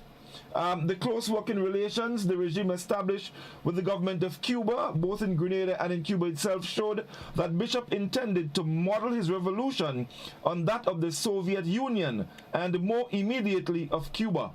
The attention shown to delegations from the Soviet bloc and from such radical regimes as Gaddafi's Libya and Kim Il-sung's North Korea, along with the lack of exchanges with traditional friends such as Great Britain, indicated the NGM's real intentions. So there's a school of thought that there was actually no intention of having elections in Grenada during that period. So there it goes. Dr. Dow mentioned earlier that she believes had they called election earlier or very early after the revolution, they may have gotten the mandate to run the country. I don't know what the rest of the team think. Livingston, what's your take on that? Quickly. Well, I also believe that part of the dialogue that Mucho was hinting about that took place in terms of the direction that the country should go.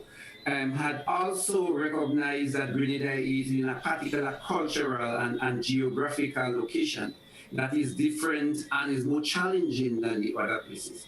So I believe that the election was something that was seriously considered in some very serious discussions soon after. But I also felt that, but let me just say, Godfrey, that just after the revolution, the fact that nobody got killed, I mean, not much person, the total figure I got there is 2, right? That the revolution inherited a lot of goodwill. 6 months, 7 months down the line, that they had a party of legitimizing the revolution and easing some of the stress that was taking place. Now, the whole NGM or socialist or Leninist doctrine was not going to be pursued with a certain intensity, but I think they had a better chance of surviving. So I think that was considered, but it is my humble opinion that, again, that discussion was maneuvered in such a way that there was no legitimizing Morris as the leader of the revolution. Okay, let's take another call and see who's with us. We Culture, good evening. Good evening. Yes, go ahead, please. Quickly, 2 minutes. Yes. I was pretty young when during the revolution, but I want Mr. Bola to explain what is the difference between NJM and Olin, and what does really Olin mean, or something like Olin. Thank you, caller. Thank you. Yeah, Mr. Bola. Yes, NGM and Oral, I think he's saying, yes? Yeah, Well, NGM, of course, is the broad-based political party. New Jewel movement, including workers, farmers, everybody Peckermel involved. But Orwell was a strict, tight-lipped, ideological group that was actually formed and were taught by, Professor Bernard Cole. And the main area of studies was in Marxism-Leninism. And they were supposed to be the ones who were leading the revolution, making decisions, and helping us on the path to socialist revolution or socialist development. I'm not sure if serious communism was ever considered, being a strong Christian community. There were always debates about the church and the state, and they were losing the battle. Regarding the popularity of the revolution, pay attention very carefully. For the very first rally, there were thousands of people. But later on, they were reduced to having rallies in schools across the country because people were not turning up. And one of the faults that led to the demise of the revolution was lack of mobilization, and they felt that Morris was not doing enough to mobilize the people. The revolution was becoming very unpopular. People were losing the taste for the revolution, and the participation was getting less and less. As a high-ranking member of the Great Assembly told me, he said, hadn't we moved by October, the revolution would have crumbled anyway, because economically, there were serious problems in terms of organization on the ground and popular support. They were losing that, and that was a frightening situation for them. And that's why the majority of the blame came on Morris, because he wasn't doing enough. He was just appearing and giving lovely speeches, but groundwork, he was not doing much of that, and he was accused of very weak leadership and causing the unpopularity of the revolution, and we have to pay attention to that. Okay, let's just go back to the telephone again quickly. We Culture, good evening. Good evening, Godfrey. Yes, 2 minutes. Call up quickly. Yes, well, less than that. Somebody spoke a while ago about the Mongoose gang were feared. That was before the March 13th. But do you think that the revolution, or there was somebody who also thought that the innocent Belma being alive, the revolution would not have been possible, or it would have been very hard? And innocent Belma was gone. Okay, that's all I have to say about that now. Thank you, caller. Thank you very much indeed. Again, 435-2041. That's the number you can call if you want to make a contribution or be part of the discussion. Although we're going close to wrap-up time, let's go back to the telephone. We Culture, good evening. Good evening. Yes, 2 minutes, caller, quickly. Yeah, my name is Miriam Bido. Have you heard this written, Miriam Bido? Yes, go ahead, caller. Yes, my husband's name was Frankie Bido. On the 9th to the 10th of March 1981, he disappeared, and I haven't found or heard anything about him up to now, so I don't know what happened. So if anybody knows, I would like them to come forward and see what they know about him. Thank you, caller. Thank you very much indeed. Mr. Bola, that name has come up time and time again, the disappearance of one Mr. Bido. No one seemed to have any knowledge of what happened. Once I heard a story that the last that they knew was he was playing Scrabble with some folks, and on his way home, he disappeared with thin air.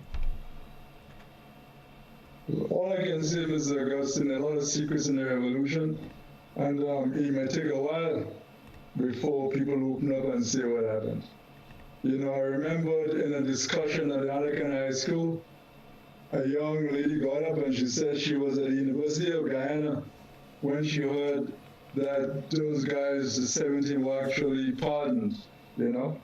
And he said she balled on the campus because everybody wondering what she was balling for, but she explained. She said she was on the fort and some of her friends were jumping down from the fort, seeing some trees on the side. They thought that was the ground. There were actually trees that were growing up on the side of the fort, and most of them fall to, you know, the detriment below.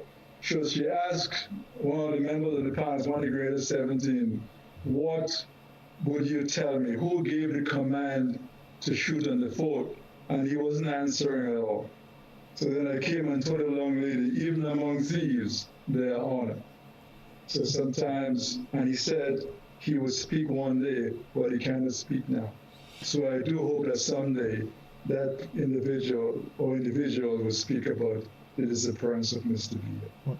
I have another question I want to throw to you guys, and it has to do with Maurice Bishop. Now, we all agree, and I think all of Grenada agree that Maurice Bishop, you know, so to speak, was the revolution. He was the man. People loved him. I mean, he was a good-looking man. He was flamboyant. He was an excellent speaker. He was intelligent. He had presence. With all that was happening, and I've heard the argument that within the Central Committee or the Politburo, whatever it was, he was outnumbered. Yes, he was outnumbered by 15 individuals. But was there anything else that Maurice could have done to prevent the revolution from going in the direction it went? For example, taking the issues to the people who loved him so much, or to the masses as they called him. Dr. Dow, let me start with you on that.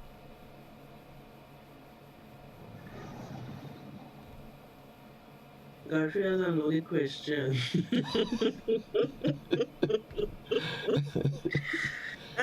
And a difficult one.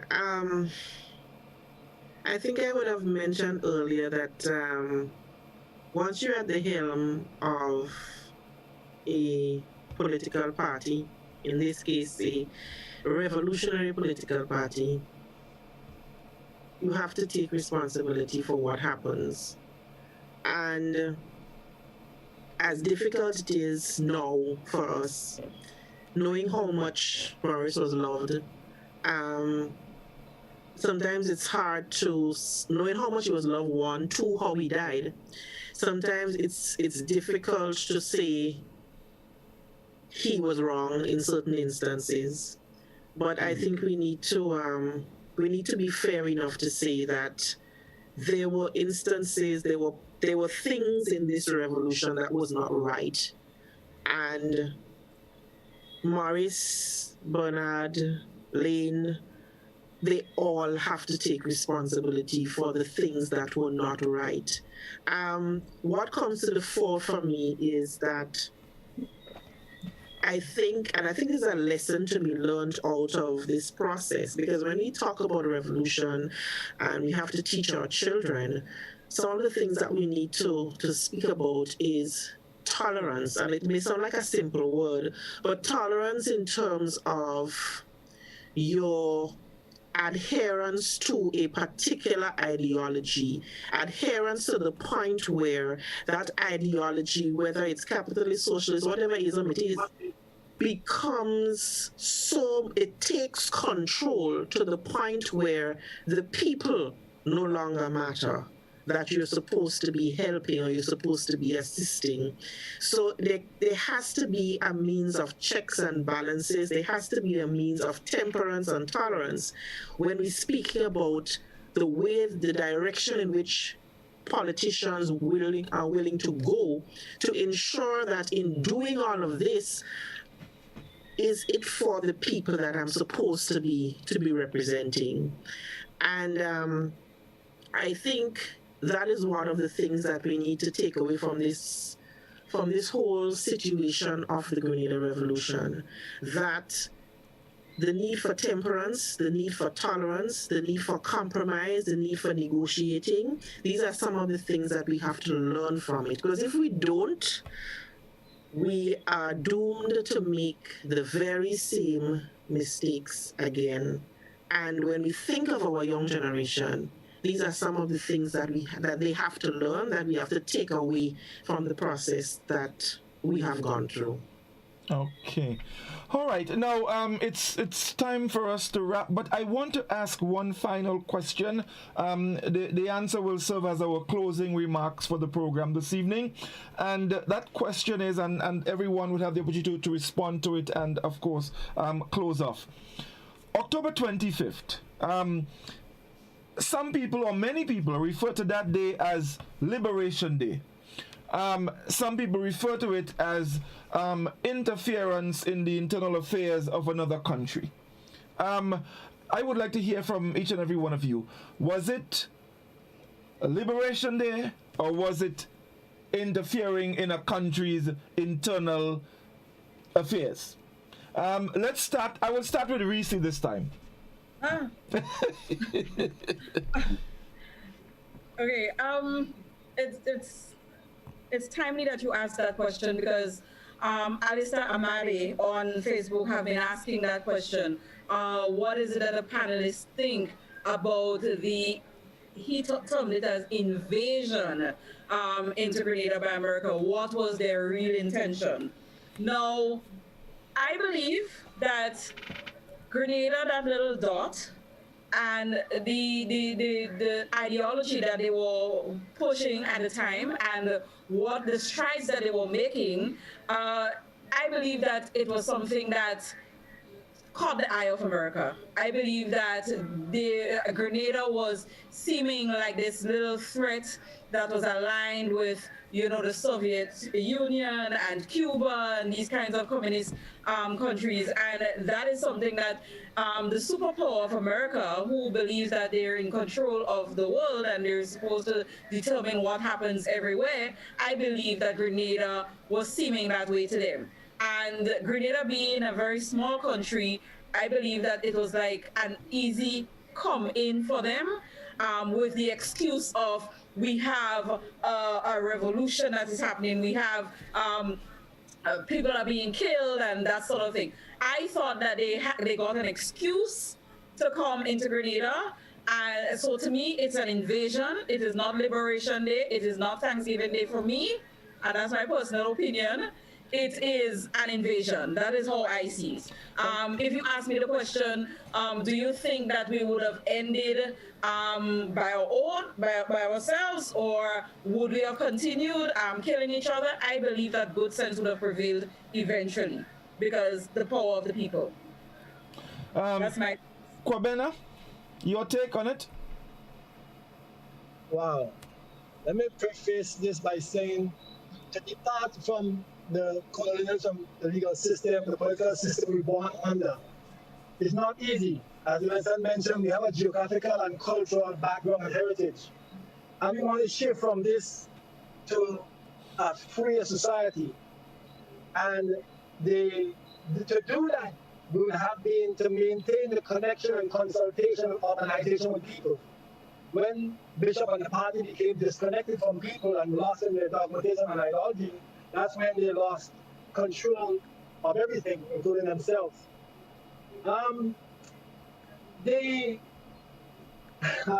Which word to use? I can use all words, but I would like to say the intervention into Grenada after the revolution. One bishop died in the revolution era, this saga has died. And Grenada would have been a civil situation. As a student leader, I went into hiding. I was told that they have a list of student leaders who will come pick me up, so I went into hiding. So there was a sense of America unfortunately got their agenda satisfied, but Grenadans, fortunately, I think was prevented from a bloody civil war, right? Due to all the factors. So on one hand, we should appreciate the intervention by the same people whose philosophy we're trying to escape. They had to come and save us from trying to escape their philosophy. At the same time, we need to move on. We need to appreciate, we need to give thanks, we need to honor our heroes, we need to cry, we need to share the stories. What we're doing here, this is most important, because I also have a lot of gaps to be filled. But it doesn't prevent me from moving on and from seeing the bigger picture, from holding to the vision that we shared on that idealistic way, from holding to the good that took place, the good social, economic organization that we're so proud of. To hold to these and to remember the connection with our people. Maybe if Bishop had consulted from the elders and keep the connection with the youths and keep the connection with all opinions, tolerance must be harmonized. Maybe we would have, move on. Not dreaming anymore. Livingston, your take, was it liberation or invasion? Guthrie, no country can liberate a next country. It is just a falsehood that is being spread that, a nation can liberate a next nation. Example, we are in this sometimes racial conflict and, we still got our freedom from Britain. Britain cannot give you your freedom in the true sense of the word. So it was not a liberation. On the other hand, the intervention, I think it was an intervention into our affairs, where I'm not so sure, I was totally relieved at the time that it happened because I had, my fellow villagers, over 30 of them, including my brother, another brother that was also in prison. So my villagers, Tivoli was totally devastated with the number of persons that were incarcerated from Tivoli.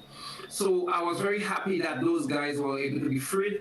But the true freedom was going to come maybe if we had a sort of help from our regional forces and the fighting spirit from our own local forces to get rid of what will have become a scourge on Grenada.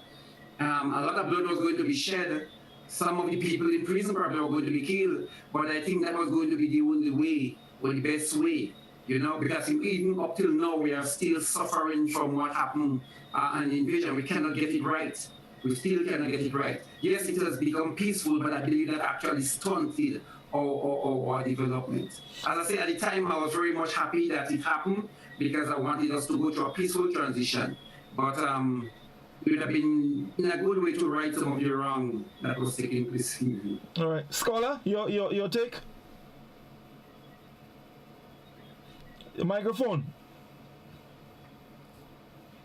Let me put it simply. And funny enough, we were having a discussion today on this very same question with William Joseph. And he made some very telling comments. And we basically agreed that invasion, liberation, they are not mutually exclusive. I believe that invasion is an act and liberation is the effect of the act, right? So it's not like either you invade or you liberate. To me, that's not how it goes. So invasion was the act that liberated, right? and the truth of the matter is that when you think of it in constitutional terms, what was said was that the Governor General at that time, Paul School, would have reached out to our neighbors asking for help, and they called for America and so on and so forth. When constitutionally, really, the RMC was not a constitutional government. That's right. And as such, there was no Governor General did not have that instrument in essence. There was no Governor General in the true sense. So he could not, by virtue of that, reach out to anybody and this be legitimate. But at the same time, this thing had gone downhill so fast. And the truth is that the mass and the people in general, right? And look, Livingston just said it. You're happy that they came because, we were able to kind of turn that corner, and people sort of started to visualize. I mean, you heard all kind of stories about what Poland and them will do to us, and they will put us in thing, and we have to go and walk and all this kind of thing. And so people were happy, in essence, that the Americans came and that this was what unfolded the way it unfolded. But in the true sense of the word, it's an invasion. It led to what we term liberation at that time, because when we looked at and we visualized where the country would have headed, understanding all the excesses from the revolution and how this thing unfolded. I mean, it was a dark. You remember we were on curfew and all this kind of thing before the Americans came. So people were basically in jail, if you want to call it that. And if you're in jail and somebody free you, and a lot of them, Paul Tillman and them, you ask them the question because they were in jail, right? And somebody free you, you will think of it as liberation in a sense. But it was an invasion, but also people felt liberated at that time. Right. Mr. Bola, Scholar made a reference to somebody being in jail. You had the, and should I use that word here? You had the pleasure of spending what? 3.5 years? Yes, I think you were accused of trying to have a marijuana plantation at River Twine, and you were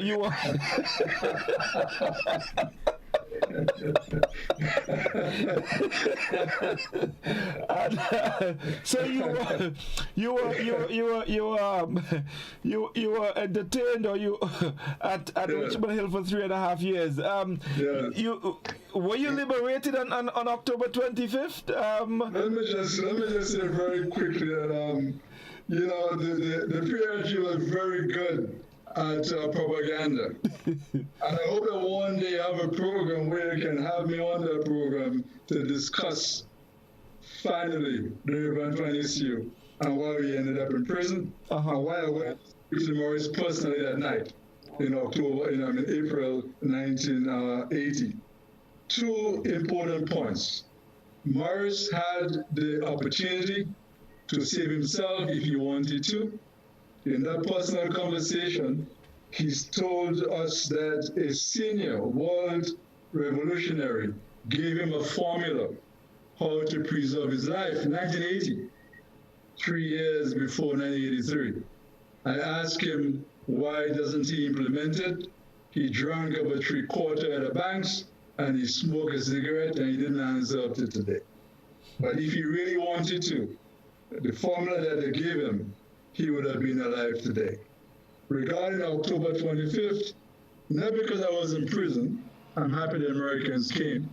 I'm happy simply because knowing the character and the mentality of the men involved in the RMC, I expected a lot more bloodshed. A lot more hunting had to be done. And to prevent the slaughter of more people, innocent people, I thought it was a very good thing. And Godfrey, let me just say, I want to shift the focus from just the Americans coming, and I tell you why. Caribbean statesmen saw something brutal, unheard of happen in the Caribbean, and they wanted to make sure it doesn't happen again. And they were very instrumental in preserving their own selves, the so-called national bourgeoisie throughout the entire Caribbean who led political parties. They didn't want to see anything to happen to them. And they were very instrumental in having them come, except Trinidad, because they can take care of their own. Remember when Rex LaSalle and Rafik Shah tried something, they shoot them down, they crushed that rebellion in the army. But for the rest of the Caribbean leaders, they were extremely happy. And I want us to move the focus on just America coming. And I leave it a little Nostrum because I think you did a cultural thing. There's a Nostrum that says, Georgie, Paulgie, putting on pads, kiss the girls and make them cry. But when the boys come out to play, Georgie, Paulgie, run away. These guys had a curfew, shoot to kill. Yes, they were very tough. But when the boys come out to play, Georgie, Paulgie, the bully, run away. So yes, it was a liberation, not an economic one as such, but a liberation from fear and intimidation. Lots of people supported the revolution out of total fear. Because if you didn't, you become a convict and you were locked up.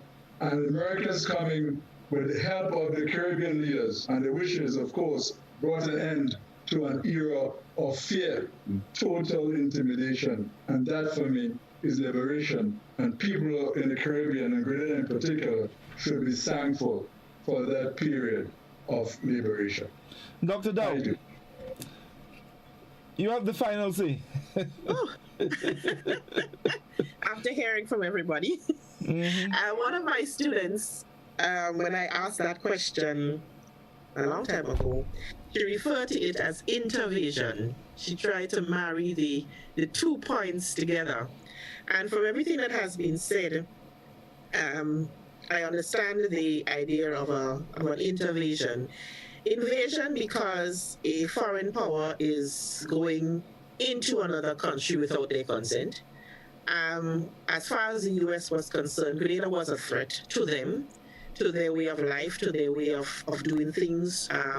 The ideology was different. And so at some point, I think the U.S. would have come into Grenada. I'm not sure when that point would have been. I'll be very blunt, we mashed up the thing for myself. So, I mean, we gave them the rationale to come in, but they were always very wary of the revolution in Grenada for its political ramifications. That being said, the Caribbean forces would have, as Mr. Bola would have mentioned, Caribbean leaders at the time were very concerned about this level of violence, that it could be something that other islands may think of as a possibility, as something to do, and they were concerned. And for that reason, they would have reached out to the U.S. for assistance. There's a lot of controversy on the whole issue as to whether the Caribbean forces could have done this on their own without bringing in the United States. At the UN, the vote was 108, I think, to 6 in favor of Grenada not being invaded by the U.S. So it's quite a debate. But when you also think about the reality on the ground for Grenada, the fear that was mentioned, the uncertainty, the Prime Minister is dead and died so brutally, you're not sure what is going to happen next. So from that perspective, you understand why persons would say it is liberation. Invasion, yes, but liberation at the same time because of the realities on the ground at the time. With that being said also, once the US comes into a situation where the ideology is different, changes would be made, and some of the changes made does not necessarily work to our advantage. So that the things that were positive in the revolution, so the NTS buses disappeared, we never saw them again. The agro-industries plant is stripped apart. The Sandino plant for block building, things like that. Anything that has any connection to the revolution disappears, basically. The programs end, that sort of a thing. And that is the unfortunate side of an invasion. But I understand why people would have wanted that situation to end, because of the fear and because of the uncertainty at the time. Well said, folks. Let me apologize for keeping you guys extra, but I think the information that has gone out this evening. I'm reading some of the comments on our WhatsApp platform here, and people are amazed at the information. So my apologies for keeping you all. But I want to thank you all very, very much, especially our guest, Dr. Dow, Mr. Kwabena Amen, and Mr. Evan Bola. I am indeed thankful and grateful for you all accepting the invitation to be on the program with us to discuss the events that led to this horrific October 19th and quote-unquote intervention, invasion, liberation on October 25th. I thank you very much. And of course, I trust it will not be the last, because I'll be calling you all again. I have your numbers. Thank you, and do have a very good evening. Thank you. God bless. Thank you, everyone. Take good care. All the best. Yes, indeed. All the best. Bye-bye. Yeah. Bye.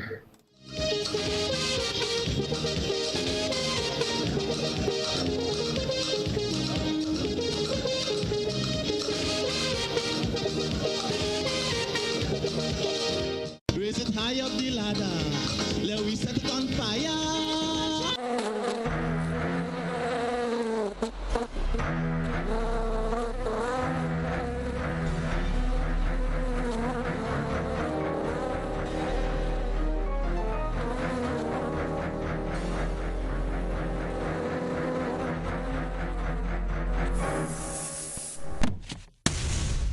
Get serious. Get bop.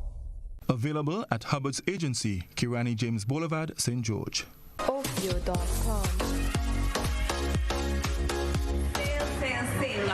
All the outlets, hotspot outlets. You're going to go to